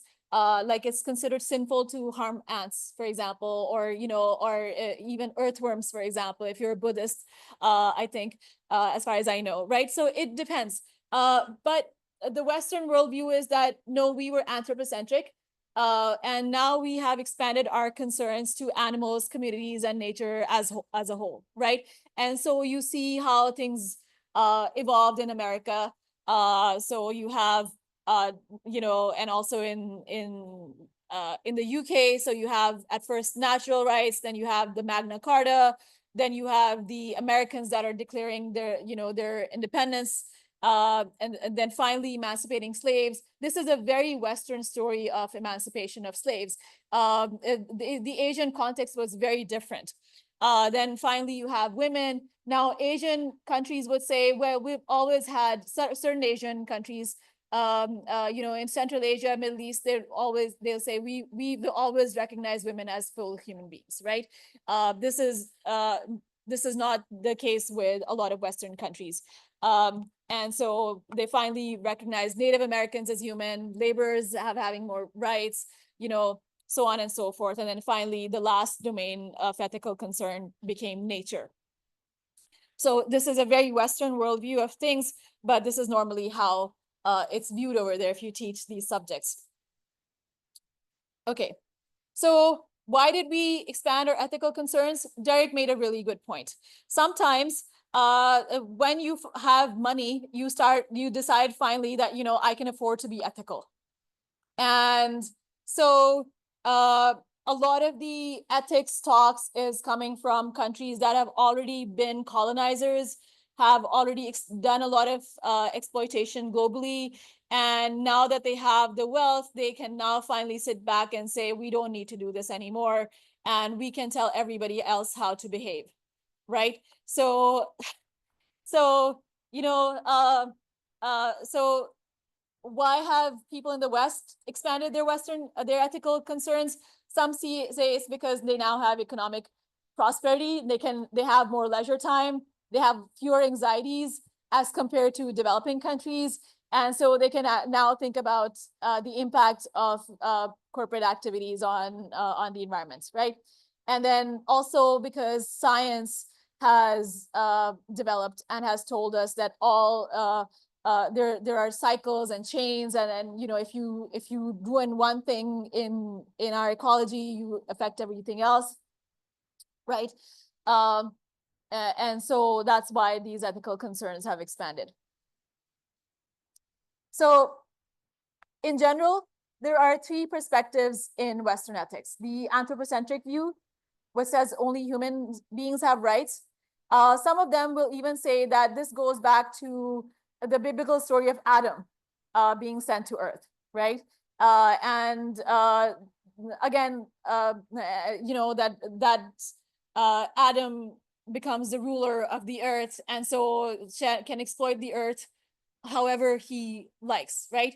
Uh, would you agree with that assessment? As all of you, I'm assuming most of you belong to an Abrahamic faith. Are you Buddhist, or like which faith do you belong to? No, we are new generation. We don't have They religion. don't have anything. Okay. So this is a Western way of viewing the story of Adam, right? But most of you are followers of an Abrahamic faith from the East. Is that how you view that story? Or would you say that's a very Western way of looking at that story? Yes, Mew. I just like to clarify the question. Yeah. The Adam story, is Yes. it when he was told to have dominion Yes, over over the earth. animals in the Yes. earth? Yes. And if we believe in that, is that the question? Yes. Oh. How do you perceive it? Well, Yes. to answer the question, I think since it's written, I'm not gonna answer the question. I'm gonna get into trouble. But I don't believe in it. Okay. I don't. G. I will answer the question. I walked into like really tricky waters, but we have to talk about it. Yeah. I'm in my religion. We're non-Christian. Did I say? We're non-Catholics. We're Okay. like generic Christians, and that's the biblical view. But how I view it, but how I view it is that not believing that you can exploit, but human being the highest form of being. Right. That's how I view it. And having the higher being the highest form of being has the most responsibility. Dominion in terms of taking care of, not exploitation. Right. Right. That's So that's very close to the Quranic understanding of the Adam story, right? So God sends the prophet Adam, peace be upon him, to earth, but then also says that you are a trustee. So this is actually explicitly said in the Quran, right? And so even though you are a vicegerent, you're what we call a khalifa or a caliph, you are also a trustee. So you have to preserve whatever is there, right? Now, yes, G. if I can add, we believe, and I heard it also from Sir Dondi, stewardship. Like we are just stewards of the greater blessing. Of course. And so that leads us to the next type of ethics, which is biocentrism, that certain living things also have value, right? And there are animals that have value. There are plants that have value. And so you'll see certain religions giving value to certain types of animals, right? So in the Quran, for example, the honeybee is said to have revelation. It's the only other animal that's supposed to receive revelation, actually. And so you also have talks about the spider's web, the ants, and King Solomon. right? So like certain animals, like, have a lot of integrity, even within the biblical, the Quranic tradition. Then you have at the very end ecocentrism, that whole ecological systems have value. So maybe within Hinduism, you can say the Ganges has a whole ecological system and has its own inherent value, right? And should be respected as an entity in itself, right? So you could say that it's a more holistic perspective, and it stresses preserving connections. And obviously we can talk about how there are interpretations of the Bible that can also support this, right? Interpretations of the Quran that can also support this.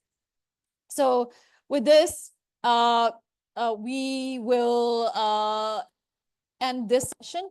And then in the next session, we will gear this towards discussion towards sustainability and the UN sustainability goals, right? Okay, see you all in half an hour. You're welcome.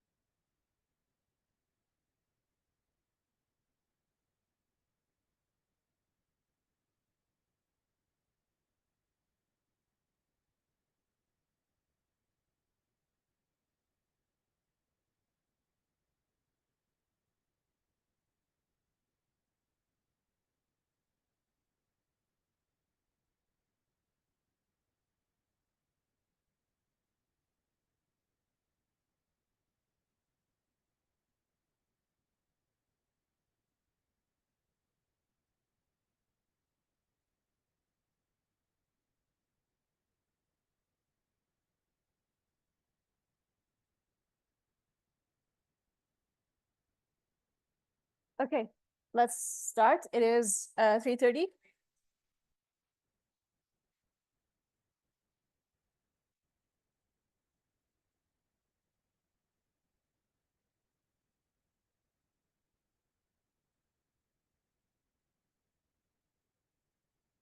So the first session focused on introducing environmental ethics as a subfield of the category of ethics. We're now going to focus, and we ended with a discussion on how in Western ethics, the domain of human concern has expanded, right? And so we're going to talk about how that has led to the development of different theories, different concepts, and how those concepts led to different multinational environmental agreements between states, and how these tensions between anthropocentrism and a more biocentric or ecocentric framework still exists even within international law, international environmental law, and international business law. So with the expansion of the Western field of ethical concern, we now have concepts such as deep ecology, which means that this is, by the way, in the if you read the Stanford article, you'll find these discussions in a lot of detail. The Stanford article on ethics, and so so deep ecology. Humans are inseparable from nature. Since all living things have equal value according to this concept, they should also all be protected. Then the second concept that's developed was ecofeminism. So what this theory said was that it is actually male-dominated societies that have ruined the environment, that have degraded the environments, and men exploit the environments through fear and hate. And the female worldview is based more on cooperation.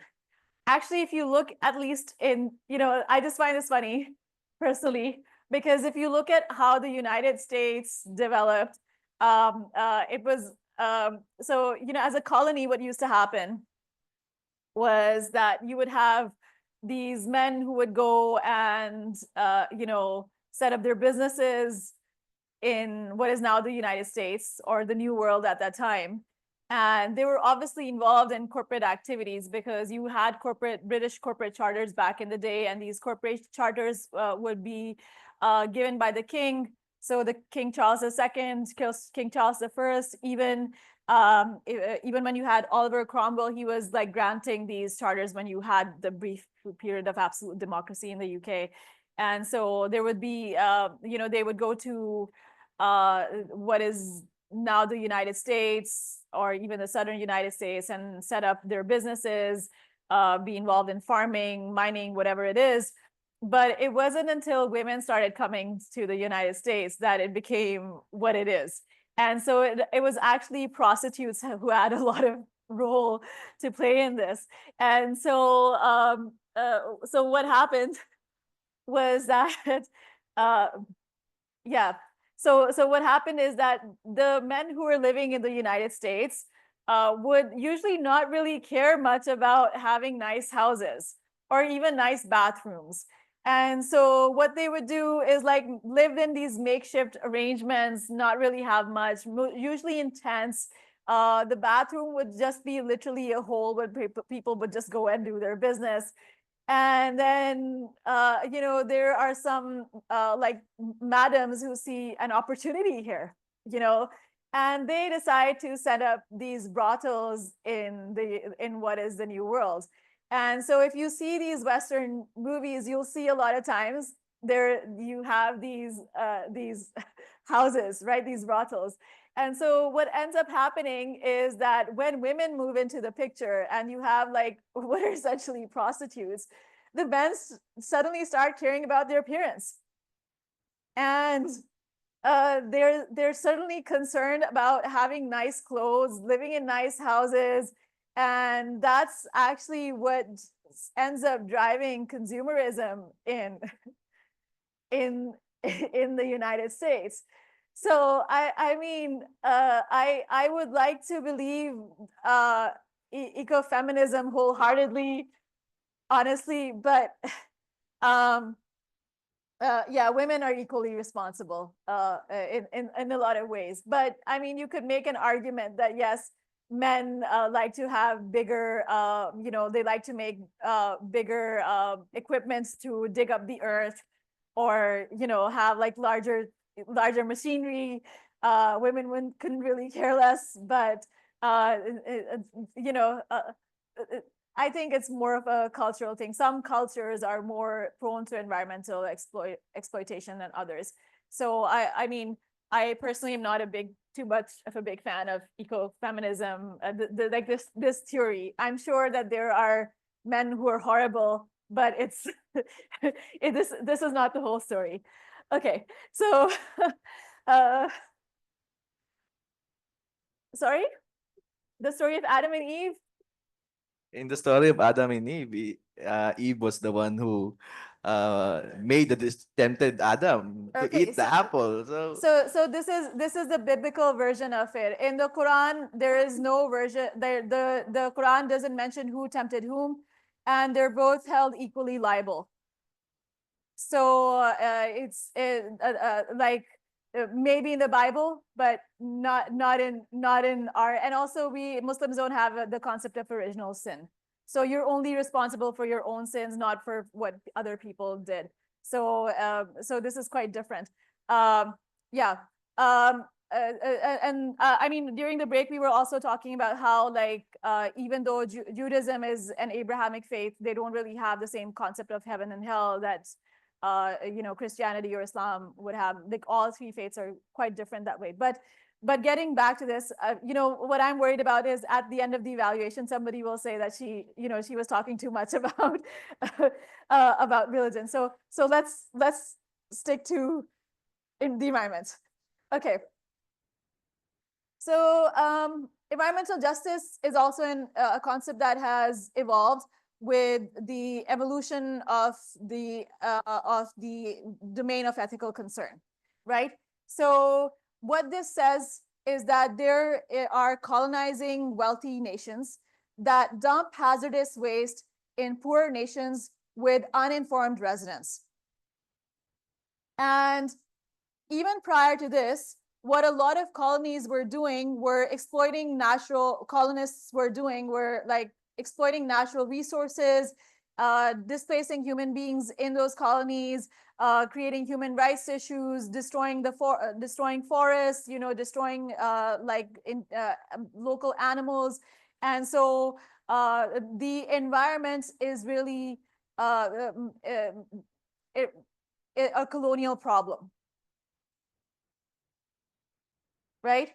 So and you will see you'll also see some remnants of this within the Philippines as well. So the Philippines tends to import a lot of global waste. Did you know this?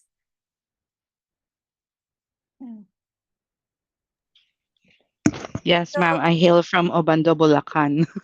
And so you know about this. Is there a lot of imported waste over there in Bulacan? Yes, ma'am. That's why there's also flooding, Okay. rampant flooding. Yeah. So have there been any efforts on the local from the local government to do anything about that? Lots of debate. There are A lots lot of of debate. but no action. Okay, Mir, did you have anything to add? Well, what kind of waste are we importing, and why would we? It depends. So there's actually a treaty on the transportation of hazardous waste, transboundary transportation of hazardous waste, and the waste can sometimes be harmful, and so this is actually what is governed in the treaty. And well, he's now been imprisoned by the International Criminal Court, but your former president Duterte once sent back like thousands of kilos of mislabeled waste to Canada, which Canada was dumping here in the Philippines, because apparently Canada had said that this waste was really not that hazardous, and it turned out it was quite hazardous. So the Philippines does import a lot of waste. There are also other countries that import certain types of waste. So, shipping waste, like dying cruise ships go to Bangladesh, will sometimes come to Pakistan, and then get dismantled over there. That also has an environmental cost. There are obviously local business owners that benefit from these iron smelters as well, but a lot of developing countries will buy waste because it's cheap, and then they will reprocess it, and so that's what happens. And the Philippines is actually one of a major place dumping ground for a lot of this. Sorry, Prof. To Chuti. Chuti, what kind of waste? What waste? What The waste? the usual waste. The usual waste. Household, yeah, household waste, name it. That's why flooding Yeah. hasn't been addressed even up to today. Like decades, it's a decades old, if not a century old problem.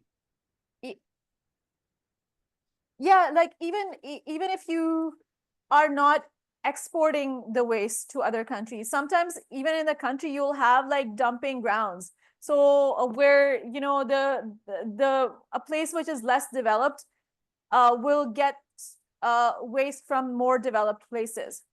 And Yep. so there's a place not too far away from my house in Pakistan where I found out, because I had to present a paper a couple of years ago on environmental issues in Pakistan, and I found out that there's actually a local corporation, because the waste management in the Imran Khan era in Pakistan was terrible. I mean, it's always been bad, but particularly during that era was horrible.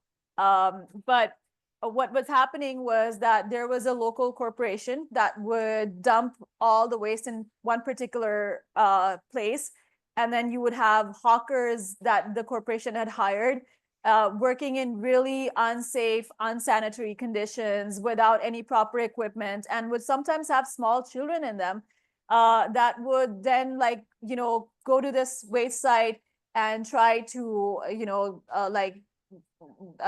scavenge the waste and put it into different categories. So, I mean, it doesn't have to be transboundary waste. Sometimes even within a country, you can have the developed, like the more privileged elites dumping this waste into less privileged communities. Yes, Annalisa and then Mir. I think I heard some news as well by year 2013, 2014 that Canada dumping a waste in the Philippines, 103 containers that's found in it labeled as recyclable, but they found it as non-recyclable, and they found this one in the port. Yes, so there have been tensions. I mean, again, I was not in the Philippines, but I know that the former president, Duterte, he actually sent that big waste back to Canada.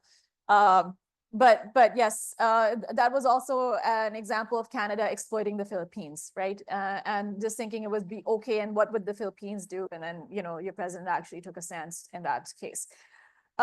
Anyway, so moving on to talking more about environmental justice. Like I mentioned, even within a certain country, you would have the economic disparities and also environmental disparities, right? So the poor and the minorities within certain within countries, according to the environmental justice movement, are exposed to more pollution, hazards, and environmental degradation.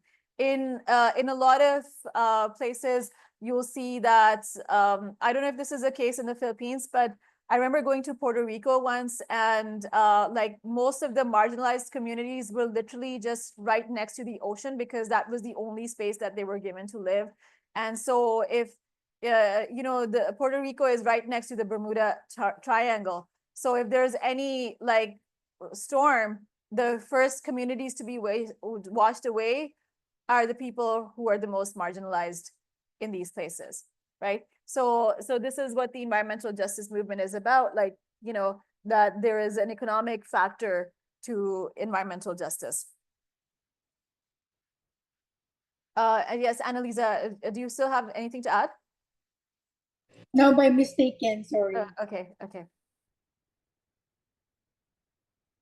Mir, did I address your concerns? Thank you, Prof. Okay, thanks. I So just find it difficult to believe I couldn't move on. you couldn't move on through. Sorry. I mean, why would you import waste? To my hearing, when you import something, you pay for it, right? You buy. But thank you, ma'am. Thank you. Oh, a lot of times business owners will see opportunities as well. So like I said, there's a waste site in Pakistan, and there are Chinese businesses that saw an opportunity. I know that they've done that in Egypt, in places like Egypt as well. So you have, I mean, there are people, like, you might have locals who don't see the opportunity in the waste, but then you have like, people from outside seeing that there's good money to be made here. Anyway,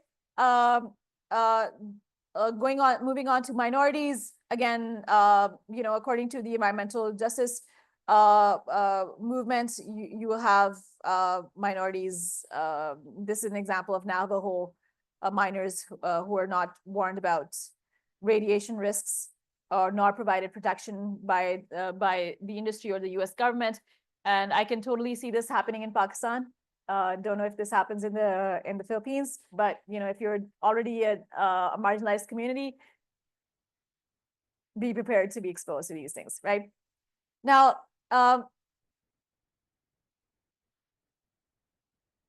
let's talk about the intersection of economics and ecology. Now, economics and ecology actually come from the same word, which is oikos. Oy is even in Turkish, and it's not surprisingly, because it's right next to Greece, means house. And even in Uzbek, because it's a Turkic language, oy means house. So both economics and ecology is really, the environments, the house that you're living in, and related to that. So the idea here is that most environmental and economic problems are linked. And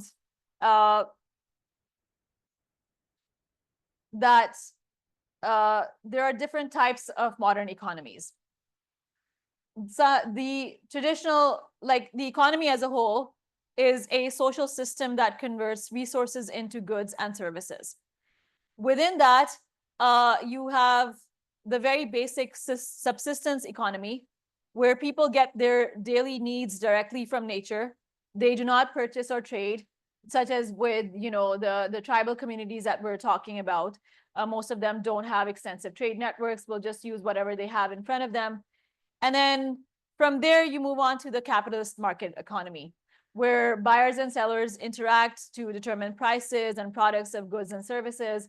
So they're engaging in a little bit more work over there.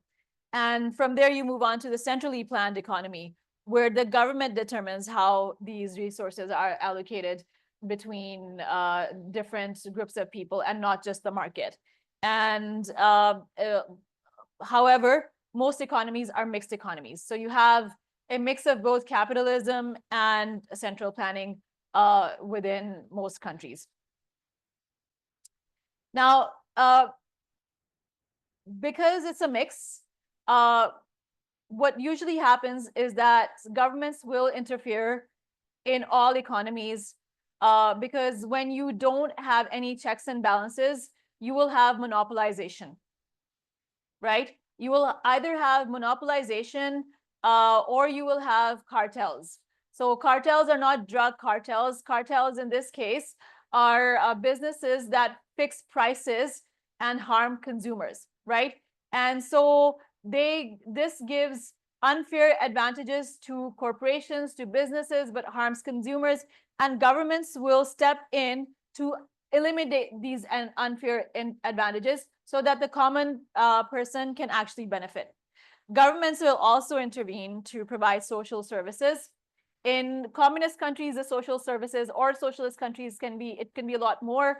I don't know about China, but when I was in Uzbekistan, and that was post-Soviet, the Soviet government at least ensured that everybody had a house, had free medical facilities, and also had access to education. So like, I think the literacy rate in Uzbekistan was almost 100%, if not 100%, regardless of where you are. And there was like clear, like really good infrastructure built because that's where the Soviet Union focused. How is that in China?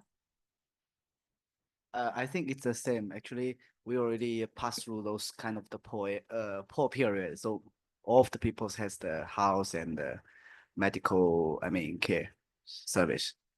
Was it good medical care service?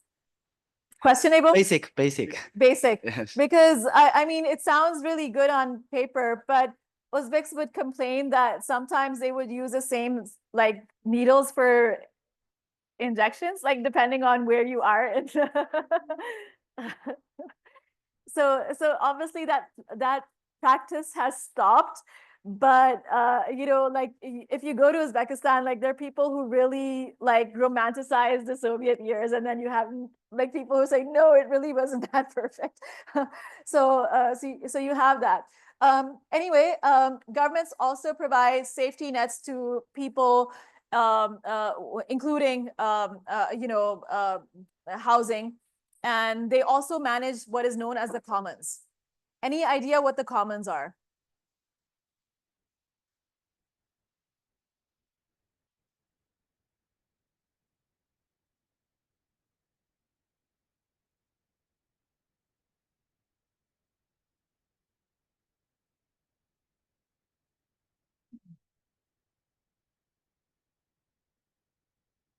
Yes, Katie. Prof, it says here, the commons are a term that means to a broad set of resources, maybe either natural or cultural, or that they are shared by many people. Yes. So any exposure to British culture? Have you ever heard the word commoner? Not exactly the slaves, but not royalty, you know. Okay, sorry?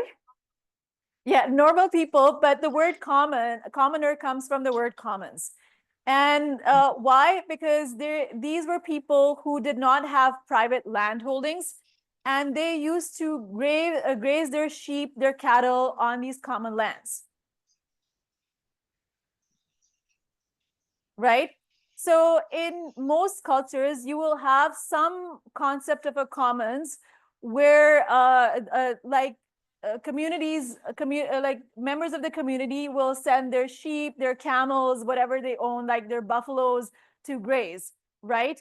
And that is common land, and governments will manage this, right? The ideal situation is that you should have as many commons as possible, so that more people have access to more food, um, uh, more resources, as compared to private holding of land, which actually restricts usage. So, for example, in the case of this senator, like this congressman who is buying all the land, right? He is preventing people from using those islands, right? So does that disadvantage people who are living in Palawan? You can say off the record stuff.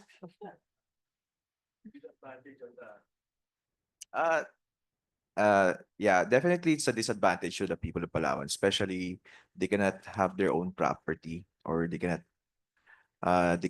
put a title on the property because it's always on the litigations and someone's already claiming it. So yeah, that's a fight of the many marginalized fishermen, especially the fishermen. So actually, the problem with also in the terms of islands, I don't know how they make a title on the island, since it's supposed to be a forest land supposedly. So yeah. Under the Philippine Constitution, uh, all land is presumed to be owned by the state unless a private citizen can show that he has title to the land. Right. The default principle is it belongs to the state. I was wondering in England whether the land that the commons occupy are also the property of the king or the I'm not aware of that. That's why. Or is it owned by the community in common? I'm not sure about. It's a good question, and it actually goes back to the heart of the development of the modern state. So the modern state is actually based on the corporations that went, the British corporations that first went to the United States. So you did not, so the modern state, like the corporation, is a legal fiction, right? It's a legal person. And so what do these corporate colonies in the States have to do with international conceptions of the state? Well, you had companies like the Massachusetts Bay Company, or the Virginia Company, that went from the UK and went to what is now the United States. And so it was corporate. So what happened is that normally when you have corporations, they're just doing business, right? But with these corporations, what they did was they also demarcated land, and they said that this land is the property of the corporation. And so the concept actually of, so you know about the tiers of the houses, right? Like you have the upper house of the Congress and the lower house, the House of Representatives, and the Senate, right? Where does that come from? It actually comes from the state of Boston. Why?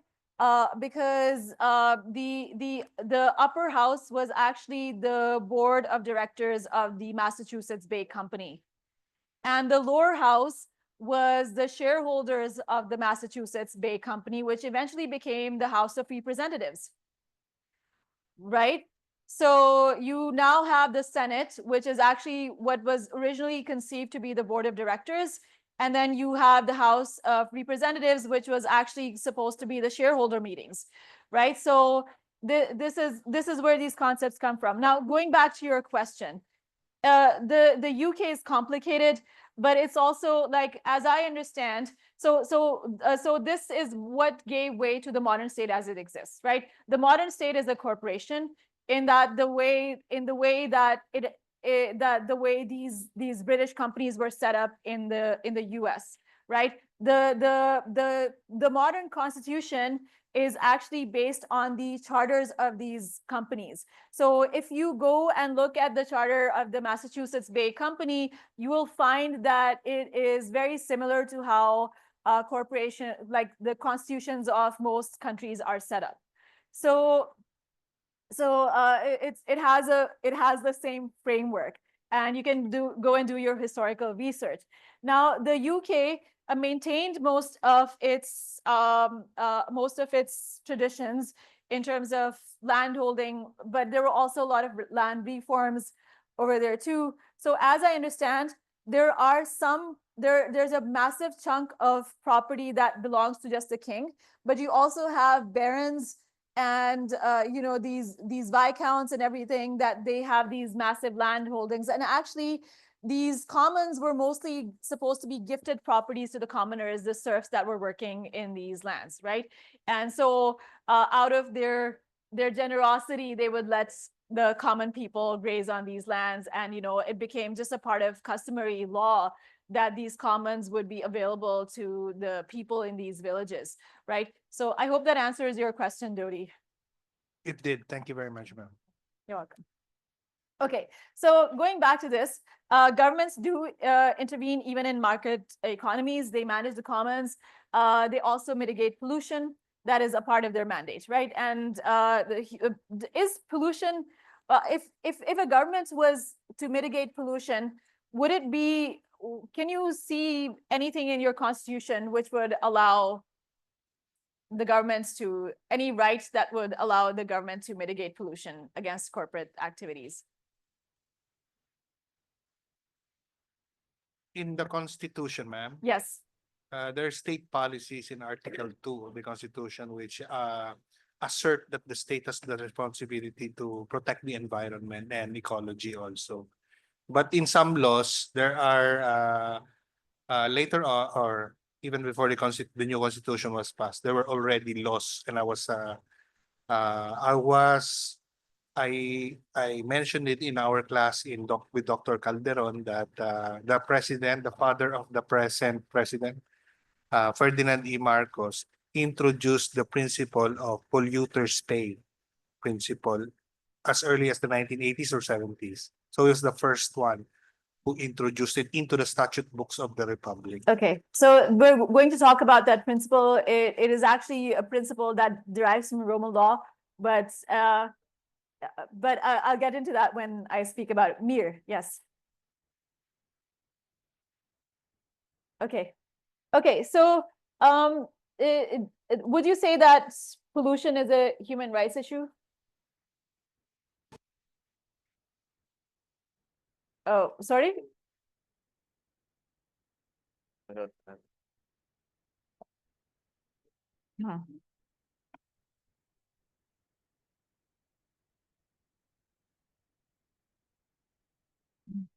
Yeah, right. Judy, I see you raised your hand. Yes, ma'am. I think it is because it has a direct impact on our health. Okay, so it has an impact on health. It has an impact on our quality of life, right? It intrudes on how on our concept of living a good life, free from any unnatural encumbrances. Okay, so going back to economics, conventionally, economics just focuses on production and consumption and ignores the environment. The environment is always an external factor of production. However, this view has evolved into what is now called the environmental view of economics, right? So what this says is that human economies exist within and depend on the environment. The environment is not an external factor. Without natural resources, there would be no economies, right? And so economics has to integrate environmental concerns into it. Environmental systems support economies, right? So our ecosystem provides essential services that support our lives. And that those essential services make economic activities possible by enabling soil formation, by enabling water purification, by having climate regulation, by pollination between plants, by naturally recycling nutrients, and natural treatments, how the earth itself does waste treatment, right? And so even though, so we have these ecosystem services that make economic activities possible, but economic activities affect the environments by depleting natural resources and producing too much production. So there's like a give and take relationship between these two.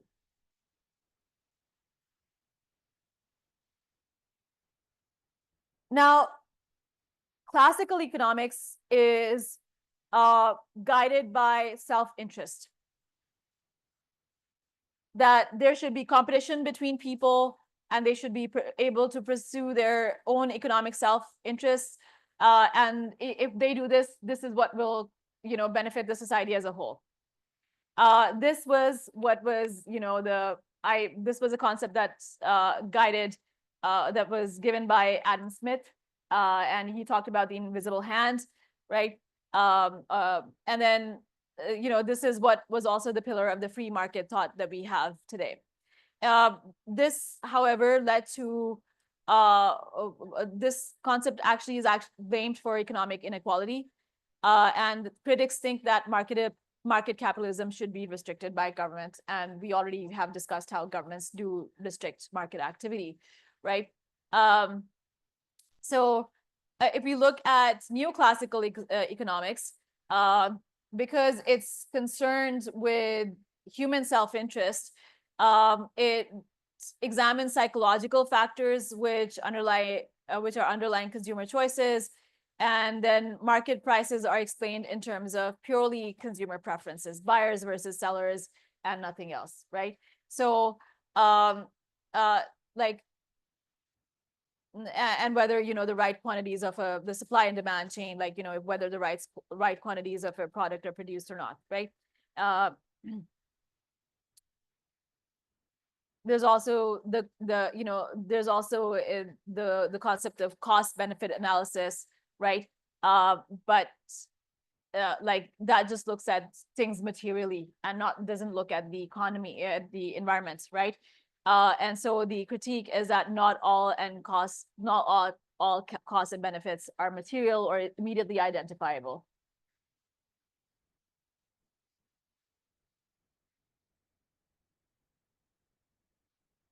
What neoclassical economics does is that it does create enormous wealth and jobs. If we look at our lives today, we have on average lives that most kings in the past could not imagine, right? Even the types of toilets that we have or the amounts of clothes that we have was not imaginable in the past. So for example, if you were going to weave a fabric that a person could wear in their daily lives, it would take more than one day to weave that fabric. Now you can just do it in 5 minutes, right? And so there has been some benefit from this, but it also created environmental problems that were unprecedented, that did not exist before in human history, right? Now, neoclassical economics is based on some assumptions. The first being that resources are infinite or substitutable, that costs and benefits are internal to the business, and that there are no long-term effects, like those are usually discounted within this, and that all types of growth, business growth, is good. So if we look at the assumption that resources are infinite, but substitutable, the idea is that it's okay if you deplete resources, you will find some sort of substitute anyway in nature, right? The critique of this is that actually the Earth's sources are limited. You don't always find substitutes. Non-renewable resources can be depleted, and even renewable resources can be depleted. Would you agree with this?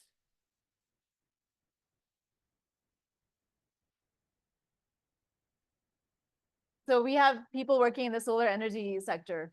Do you have like how do you see that coming across in the like, and even you have people from the construction sector as well. Like, what do you see on the ground? You mean the non-renewable energy resource can be depleted? Yes, I think solar energy is not. It can be forever to generate. So what about the minerals that are like, I think you need lithium for it, right? To mine to create solar energy, right?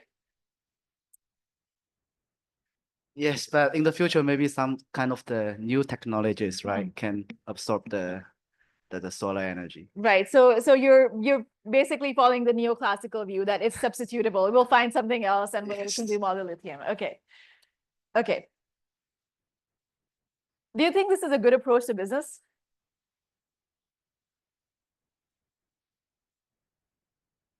And I'm saying, I'm asking this, even though we all know that solar energy is really the most, it's one of the most sustainable ways of doing business, right? Of consuming energy. But if we have the approach that everything is substitutable and we can just continue mining lithium or whatever from Africa, it's going to be okay. Does this make good business sense in the long term?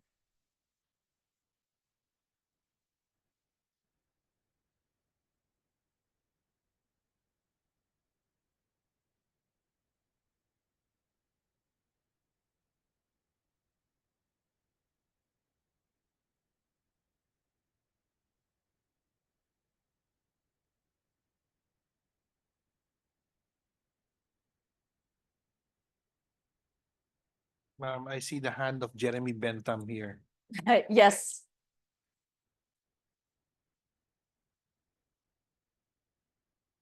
Jeremy Bentham is actually a lot more present than we think. Like I was just talking about his concept of a panopticon today in the cybersecurity class. Funny how he pops up everywhere in all the wrong places. Right. Okay. So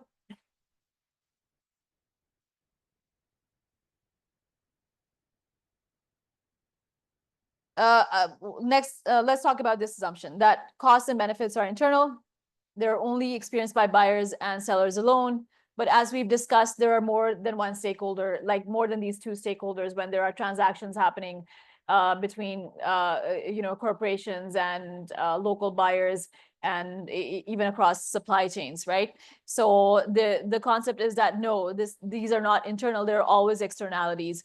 And costs or benefits involving people. There are also always costs or benefits involving people, involving the ecosystem that are just more than the contract itself, right? And so these external costs are usually borne by somebody who is not involved in the transaction. So a lot of times business activities can lead to human health problems, resource depletion, environmental problems, and they can be hard to account for and eliminate. And throughout the course, we'll have some case studies that deal with this specifically, right? How do you account for and eliminate these problems, especially from a management setting, right? And how do you assign monetary value to these externalities? Okay, so in classical new economics, you have the assumption that long-term effects don't really exist, and any type of growth is good. So there's a classical saying what is good for General Motors is good for the United States of America. And actually, I was talking to Derek and Janie about how like that is also becoming increasingly the motto in China, as I understand it. Money is becoming more and more important, right? So what happens when you stop discounting long-term effects? This discourages attention to resource depletion and pollution when you're just concerned with the here and now and not thinking about the long term.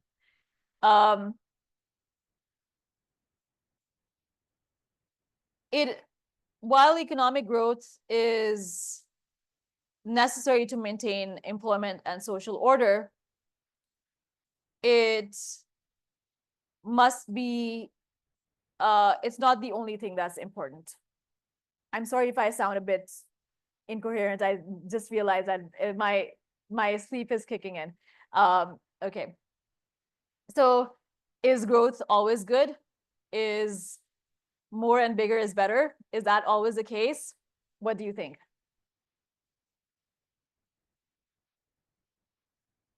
Think of it as a business point of view.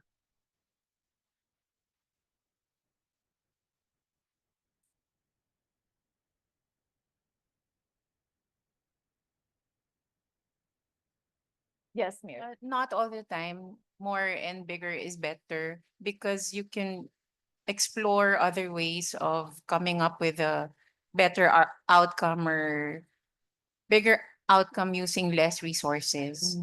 So it doesn't always apply. Yes, KB, and then G.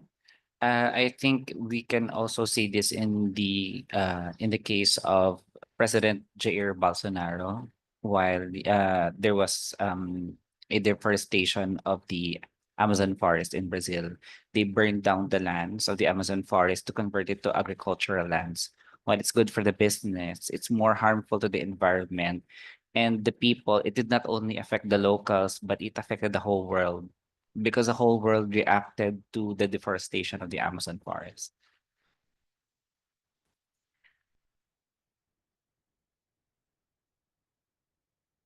A few years ago, I was in Spain for a conference, and I was in Madrid. And has anyone here been to Spain? To Madrid? Have you been to Madrid?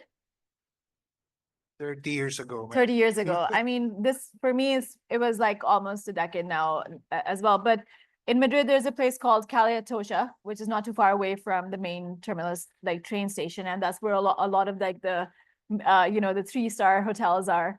And I was staying in one of them, and what the hotel had done was that the breakfast was served in a cafe that was across the road, not too far away from the hotel. And this cafe had just like breakfast, and it would only open for breakfast, and it would serve the people who are staying at these local hotels. And when I went there, there was an old American professor from Arizona who was there, and he somehow figured that I needed some help figuring out Spanish breakfast because I'd never seen crushed tomatoes before. And so I was trying to figure out what's like not in that sense, like, I mean, so so he decided to help me out. And he also figured out that I probably need some education about Spain. For which I'm eternally grateful, because if that hadn't happened, because I was so busy preparing for this conference, I actually did not have the time to really look up what was there in Madrid. So I wouldn't have gone to El Prado Museum had it not been for him, and I'm eternally grateful that I had that experience.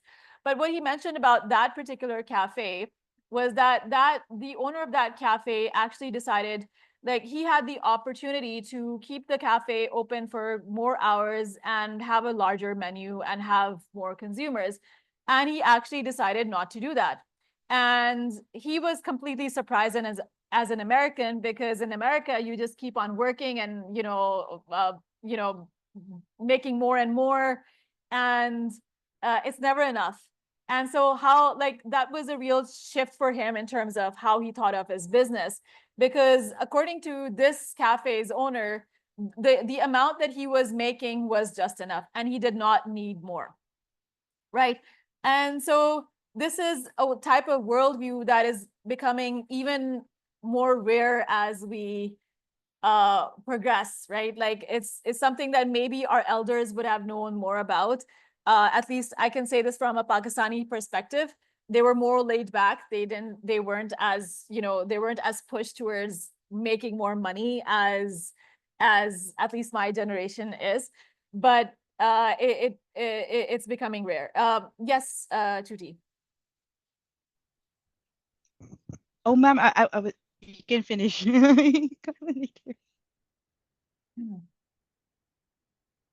I was gonna share about a local example, a small batch organic yogurt. It's called Pinky's Farm. So they keep everything. They're doing degrowth. They don't believe in this further. It's managed by a Swiss couple because it will affect the quality of the life of the cows, therefore the quality of the products, the yogurt and the farm fresh cow's milk. Yes, Derek. Yeah, I think it's something like the theory that we follow up in China. We will say that something you gain, but some place or something you will be lose. Like the owner of the restaurant, if he gain more money, he will lose the casual time. So I think it's not the better, the how to say, the bigger is the better. I think the balance is better. Right. Yes, G. Yeah, I was in my world, we don't use materials. We're more labor intensive. So do we know that, because I work in healthcare, do we know that bigger is better? Natural thought is more revenue, more profit, Right. right? The more nurses we hire, the more we can earn. I'm not sure if everybody is aware that we are worldwide, we have a shortage based on World Health Organization, shortage of about 6 to 7 million of nurses globally, and we expect that to be 10 million in 2030. So what um and I think to shorten, we are bigger in terms of the readiness as well, because you cannot keep growing without being ready, because it will cause losses. And to help address that, we know that there's shortage, but there is also, and 10 years ago there's oversupply and now there's shortage, so there's depletion. It's real, not just in resource. It all starts of resources, people, or anything. So what, and if to back up that, we grew only by a single digit this year than in prior year of double digit, but the overall impact, retention, attrition rate has decreased. There are the intangibles that improved, but again, it will all go down to what is the value of the organization. But even if you try to compute the non-monetary, at the end of the day, you can put some amount in it that overall it could still be better and bottom line. So you don't have to race to the bottom, right? And no, we have, what we're doing now is like the sustainability concept of really supporting schools and to make sure there's ready supply, and even providing free, support to education to make sure that you also give back. It's the give and take at the end of the day. And going back to your the point you made about readiness and resilience, just to give you a heads up, I highly encourage that you read the Toyota South Africa Motors case study that I've given you for one of your future sessions. You'll find that really helpful, because that also goes back to leadership. Anyway, going back to bigger and better, what is said is that we now suffer from, in our age, affluenza. We have too much, and material goods do not always bring contentment, right? And then uncontrolled economic growth is also unsustainable. Technology can push back some limits of what we have, but not forever.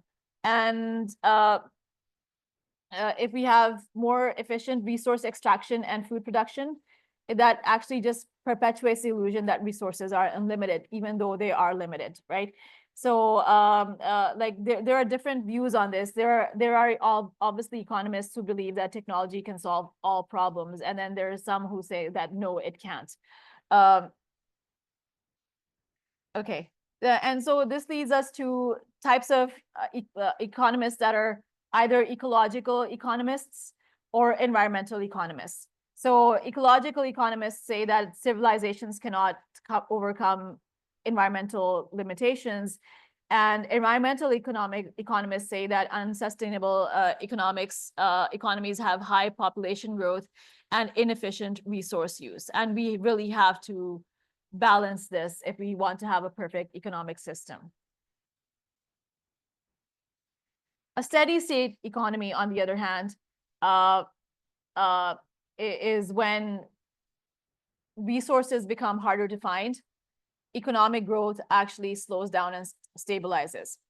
And so what this means is that we need to rethink our assumptions and change our way of economic transactions. This is basically the gist of what we're getting at. And just because resources are harder to find and economic growth slows and stabilizes does not mean that there is a lower quality of life, right? And economies can be measured in different ways. There's a traditional way of just measuring the gross domestic product, which measures the total monetary value of final goods and services, does not account for non-market values, and actually tends to increase pollution. Then there's also the genuine progress indicator, or the GPI, which differentiates between desirable and undesirable economic activity. So it looks at both positive contributions, such as volunteer work, and it's also added to economic activity. There's obviously like different conceptions of volunteer work. Some would say that, in the UK, it actually comes under modern slavery. Sometimes there are companies that don't want to pay. And they're nonprofits who were talking about human rights and don't want to pay their interns. But but it is what it is. Anyway, then you have, if you really want to look at genuine progress, you also have to look at, you also have to subtract negative impacts, right, of corporate activity. So you have to subtract pollution and crime, and then you really have, that's when you really come up with what genuine progress is, right? So you subtract negative contributions, negative impacts from positive contributions, right? So you could argue that in the US, the GDP may rise, but not the GPI in some cases, right? Now there are going as a corollary, there are also like more green accounting indicators that are now present. So you have net economic welfare, and then you have sustainable economic welfare, which is based on income, wealth distribution, and resource depletion. Now, I should mention, I did not actually want this to be a traditional lecture. I do want more class activity, but this is just, it's morphing into such because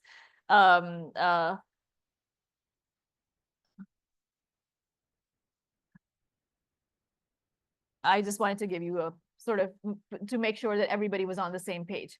Normally my classes are quite LT work heavy, so you'll start hating me if you think this is if you hate interacting with people. Just wait for the next few sessions. So anyway, now if you look at how all of this, all of these different types of economic and ecological theories have impacted law, we have to go back to the Second World War, where after the Second World War, you have this focus by developed or the winning countries on focusing on economic development. And they certainly start feeling very protective of these new countries, and they say that we want economic development in place. At the same time, you have in the 1960s a small step for man, but a giant leap for mankind. What is that? The moon, right? And when human beings start seeing these images of the Earth from space, they realize we're actually quite vulnerable and we're alone in this universe. And this is the only planet we have that can actually sustain us, right? And that also gives rise to these environmental movements in the West.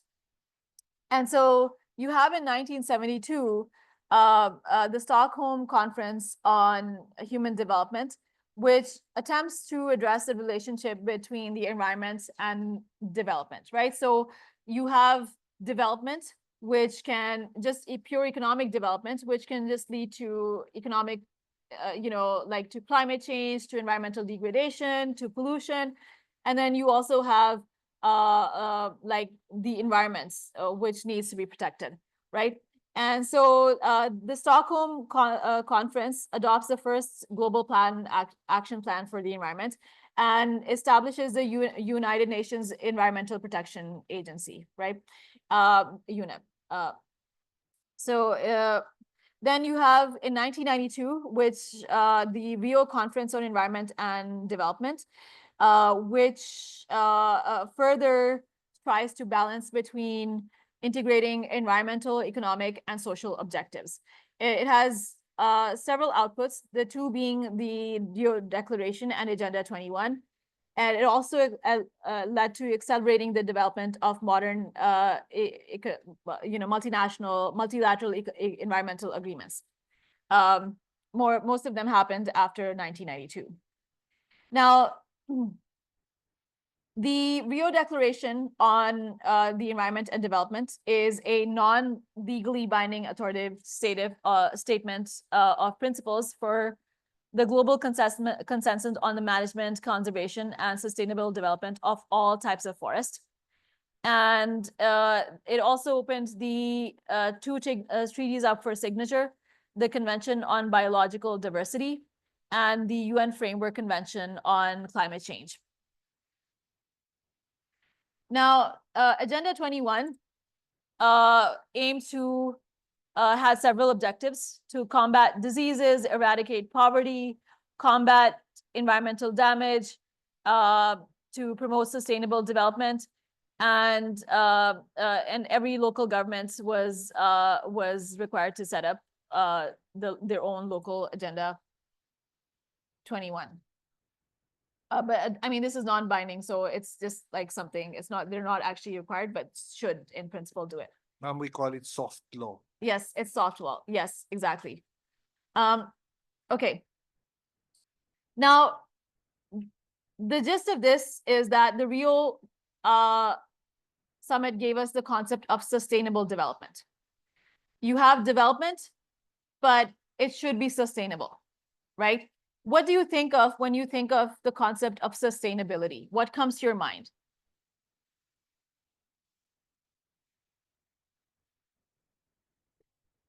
Is it purely an environmental concept?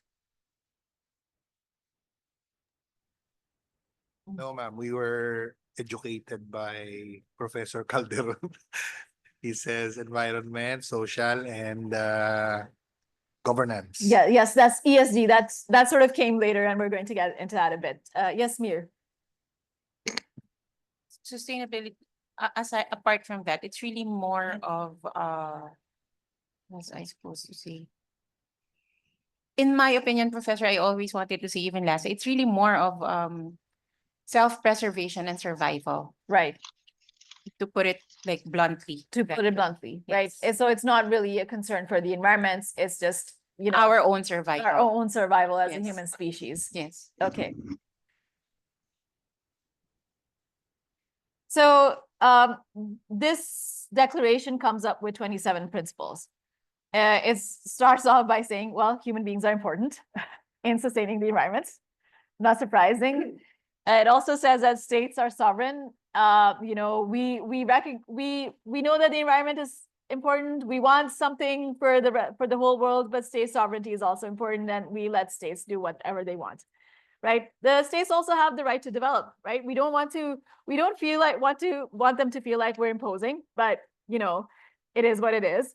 And then and that environmental protection is very important for development. But then you also need to eradicate poverty. You need to prioritize the least developed. And you can only have these, any sort of ecological protection when there is state cooperation. You need to reduce unsustainable patterns of production and consumption. You need to, there needs to be capacity building, especially for developing states, to have sustainable development. And for this, these states should have public participations. You should have all sorts of, societal stakeholders involved in recognizing and identifying what is actually needed to protect the environment and to promote sustainable development. And for this, you should have also national environmental legislation. So you can have different conceptions of what is, good for the environment in the Philippines and in China and in Pakistan. And then you should have a supportive and open international economic system. There should be compensation for victims of pollution and other environmental damages. So it goes back to the polluter pays principle, which, by the way, when I was talking about Roman law, is based on, it's actually an economic concept. So the concept is that the person who reaps the benefit should also be the person who bears the loss of something. So that actually does not exist in business anymore, because we have limited liability and fictitious persons, but it does exist in environmental law. Okay. Then there should also be state cooperation to prevent environmental dumping. There's also the precautionary principle that, you shouldn't harm the environment in the first place. You should take your precautions. You should have an internalization of environmental costs. You should have environmental impact assessments on the national level. You should have, so states should notify each other of natural disasters. You should have, and these notifications should be prior and timely. You can't use it as state warfare against the other. Women have a vital role to play in sustainable development. The youth should be mobilized to promote sustainable development as well, and that indigenous people also have a vital role in doing this, and so do people under oppression. And that's war. If you decide to have a war, that war should be environmentally friendly, even though there is no concept. This is just me dumbing down what it is, like the least amount of environmental damage. Then obviously you should promote peace, development, and environmental protection. You should resolve international environmental disputes and have bodies that resolve these disputes at the international level. And then there should also be cooperation between states and the citizens of these states. So these are broadly speaking, the Rio, the principles of the Rio Summit, right? The Rio Declaration.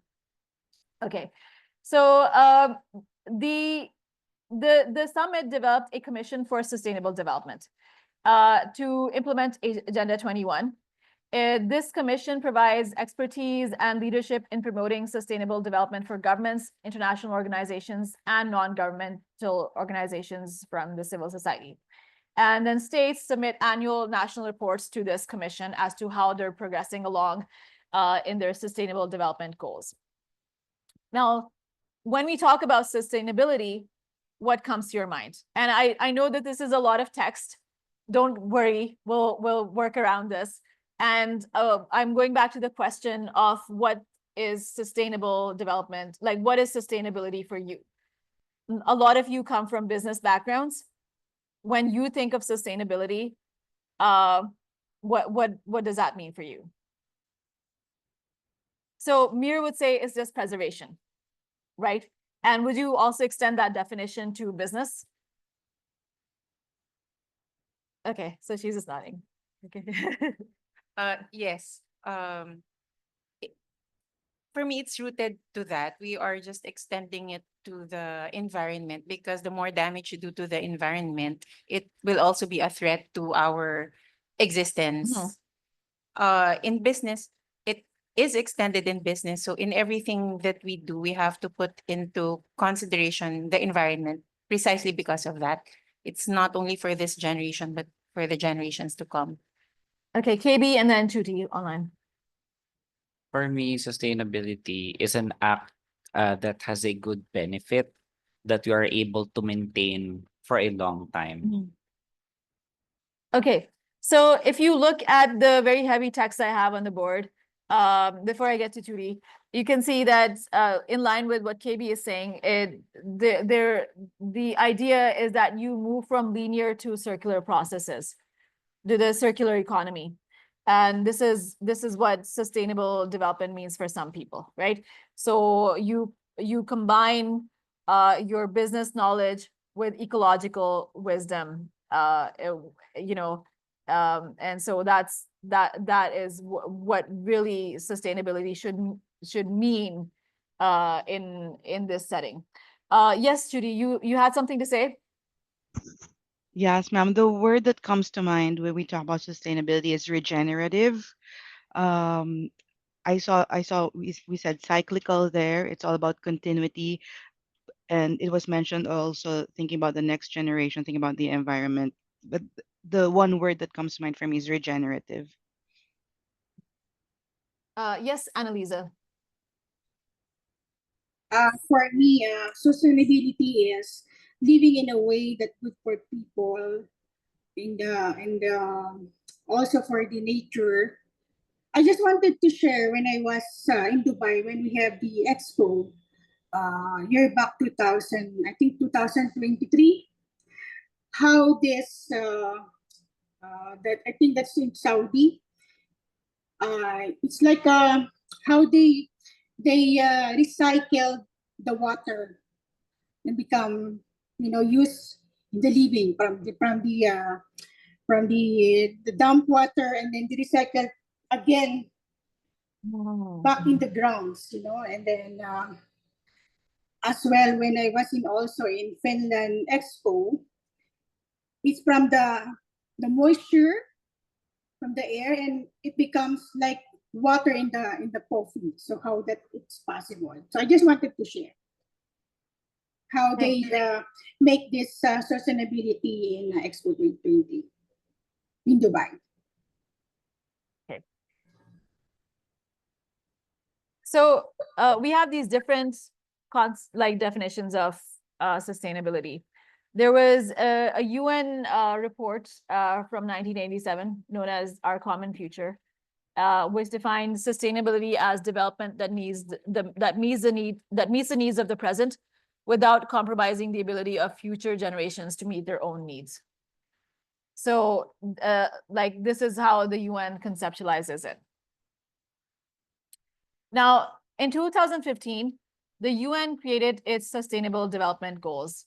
How many of you have heard of this? Raise your hands. Okay, how many of you have not heard of it? So it's sort of like 50-50.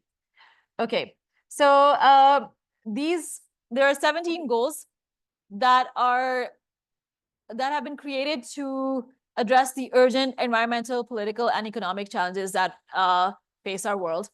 So the first is no poverty. Second is zero hunger, good health and well-being, quality education, gender equality, clean water and sanitation, affordable and clean energy, decent work and economic growth, industry and innovation and infrastructure, reduced inequalities, sustainable cities and communities, responsible consumption and production, climate action, life below water, life on land, peace, justice, and strong institutions, and partnerships for these goals, right?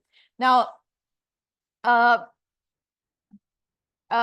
UN, the implementation for this was supposed to be 2030, but I've heard that they're actually extending the deadline for this.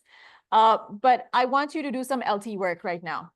I want you to identify one SDG from these goals and identify 3 business opportunities related to to any of these STDs that you want.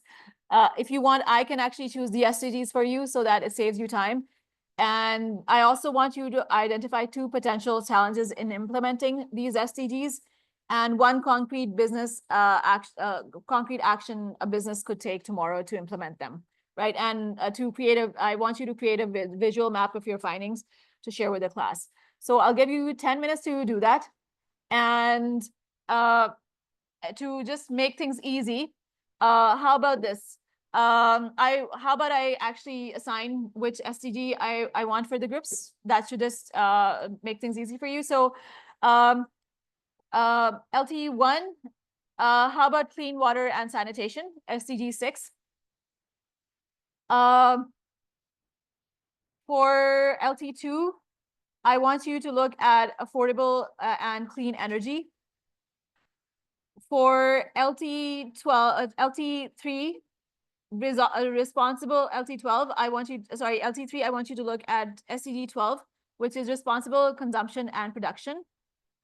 And for LT4, I want you to look at, sorry? So I want you to look at, let's go for LT15, SDG 15, life on land. So 10 minutes, yes. So 6, 7, 12, and 15. These are the SDGs that I've assigned. And just to go back to this, sorry. I want you to identify 3 business opportunities related to the SDG that you've been given, and to identify 2 potential challenges. Ideally, if you can come up with a legal challenge within these 2 potential challenges, that would be great if you have time and you know of any, and also to come up with a concrete action that any business could take to implement these. Yep, absolutely. You're free to organize however you want.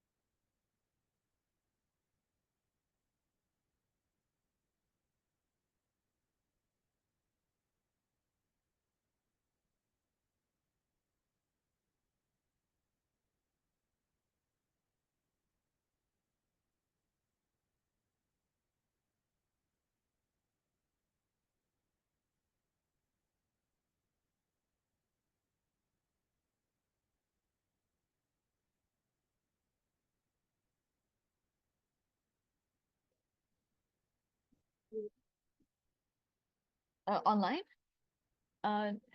No, I think don't I have to be here in person, or like for me or for the students?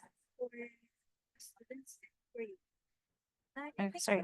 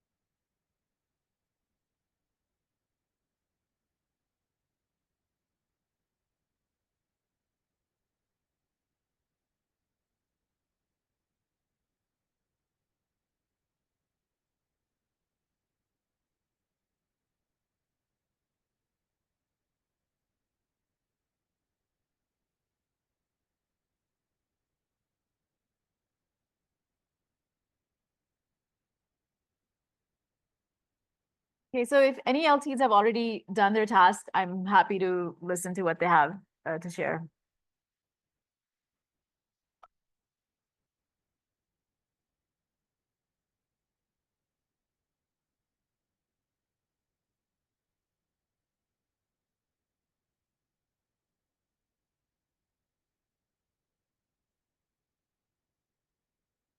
Yeah, so I believe you're LT1, right? Okay, so LT1, let's hear what you've got. So the three business opportunities. Shruti is part of our team online. Mahina. Shruti is part of our team online. Okay, So the water, three business opportunities. so is that LT2? LT1. No, the ones we're signing. LT2. Okay, so LT2, Yeah, I just realized we are going to run out of time, so you can continue discussing while sitting. So maybe Dodi can go and sit next to your original seat, and then you can just discuss what you have, and I'll actually get to, yeah. So sorry about that. So yes, LT1. Yes, the three are to address the clean water and Right. sanitation. Number one is rainwater collection system. Number two is next gen sanitation, waterless and circular toilets. Mhm. And number three are the typical filtration system. So these are the three business opportunities you've identified. Right. Yes, we'd like to build on the first one, rainwater collection system. It's in the houses, and like the concept of solar and Meralco here, like there's net metering. Mhm. I think Adrian wants to expound, but it's kind of the same concept, but in the water, so it's localized, everybody participating, and with incentive to the people doing it and giving back to the water. Ano, wala tayong time eh. It's okay. Oh, we have to. So ideally, I do want you to listen to the other LTs because they have some interesting things to say. Okay. So yes, Andre. Oh, okay. It's actually we're trying to incentivize we're going to incentivize those that the people that that are going to, or the houses or the households that are going to avail of this method by giving them something in return so that they can, you know, it's different to put up a system in your house and to make sure that that system is working or efficient. So in order to increase the compliance or the efficiency or just the system, then we're going to incentivize it using if you get this amount of water, or if you were able to save this amount of water, or if you're able to give back to the utility provider, then your bills are going down. Uh, Something like that. Okay. Like the net metering for the electricity. Okay. Okay. So is that your action plan, or like how would you categorize this? What were the challenges that you saw in implementing this? Shruti, you might want to add. Feel free, Shruti, to add.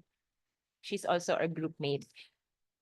But if she's not there, Shruti, if she's not there, Can you hear me? She's there. okay. Yeah, Shruti, you want to add I'm to the having trouble. For the challenges, one is infrastructure compatibility is one, especially for the water catchment system. We have, if we target urban in the urban setting, if we target condominiums, that they would have different needs compared to like big houses for villagers, and it, buildings, corporate buildings, real estate would also have different requirements. So we would have to design for very diverse target market. And then the other one, of course, is regulatory and policy barriers. I'm not very familiar with whatever is existing already or whatever's being debated about. So whether it's lack of policy or current policy as a barrier, that's something we can dive deeper on. For example, zoning, building restrictions, incentives, tax incentives. Yes, Janie. Yes, proof. We have missed one more business opportunity, which is I recommend is waterless toilet, just as what we have in the laboratory in the airplane. Yeah. Okay. Interesting. So so that's it from your LT? Yeah. Good job.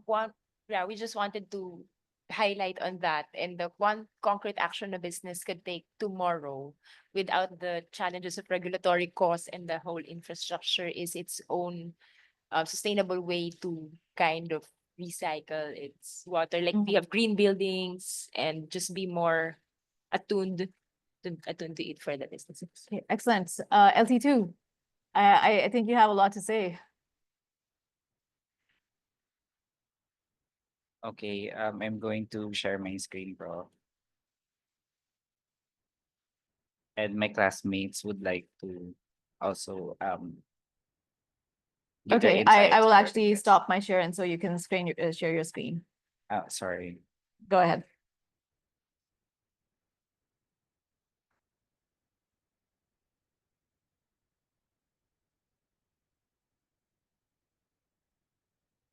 There. So we were assigned affordable and clean energy.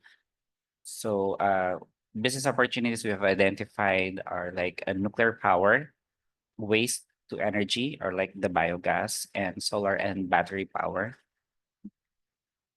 Potential issues, we have identified three: environmental impact, the use of big scale of land, like converting agricultural or forest land to industrial land, and also geopolitical risks. And what we perceive to be concrete actions of a business for tomorrow are like individual distribution of battery energy to each household or rooftop energy. I think Derek would like to explain or expand on this. Yes, because the concurrent actions that we can take tomorrow for each of our individual, I think the most realistic is the rooftop solar energies plus the batteries, which is really common in the world for now. So do you have a sales plan for this? If you're doing this as a business? For now, actually, we focus on the utility. Yeah, but we have some divisions also look for this kind of the business. Okay, excellent. So LT3.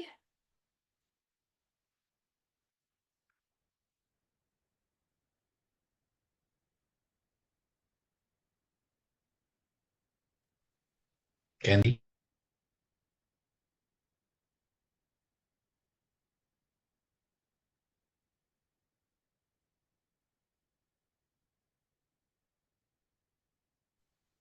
Can everybody see the slide? Yes, we can see your screen. Okay, so our team discussed that under SDG 12, responsible consumption and production, business opportunities would be loop reusable packaging platform. This business opportunity we would plan to offer products in reusable containers, meaning that single use shall be avoided.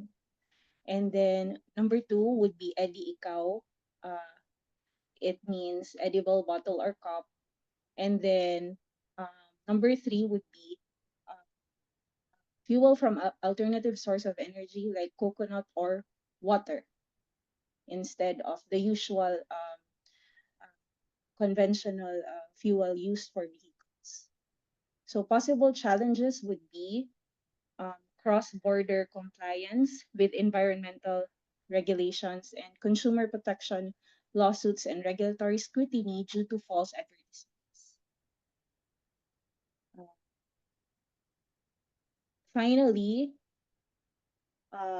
what the company can do tomorrow is that number one, assess current environmentally wasteful output and identify major source of waste to lay the groundwork for more responsible production. And then do audit and feasibility study. And number three, start with the compliance processes. So anybody from my team who would want to? Yeah.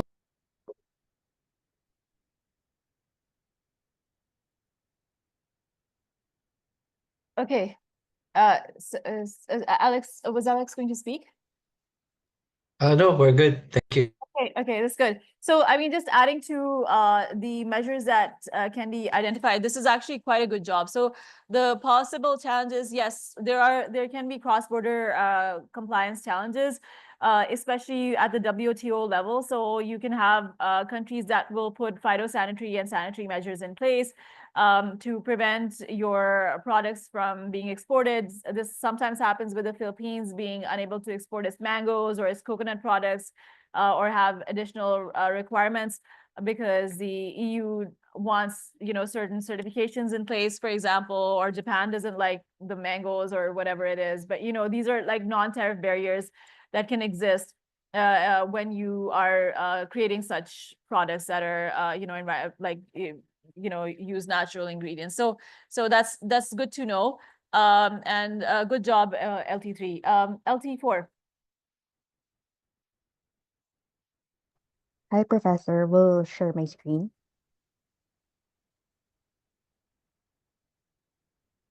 Okay, so we're assigned the UN Sustainable Development Goal 15, also known as Life on Land.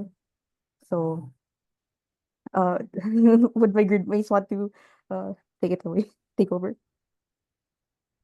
Hi, Professor. So are the three businesses opportunities related to the SDG 15 that we identified? Number one is ecotourism. So this one is somehow likened to the one in Rizal, wherein we're trying to preserve the forest, but in the same way, we're also trying to generate revenue in order to promote it.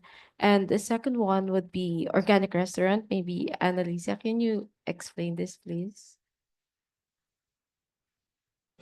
For the organic restaurant, since we have the land, we use our own vegetable to sell, and we will use that in our restaurant and to sell to the people. And it's more healthier because we're not using any pesticide on it. Yeah. Thanks. Okay, the third one is teach sustainable livelihood. It's basically the same vein as the organic restaurant. And then the last one would be recyclable water, wherein we'll use the natural resources that can be found in the forest and then just recycle it. The two potential challenges in the implementation of the business opportunities are basically the technical skills, because in order for us to know how to manage or implement the business opportunities, we have to have the technical skills.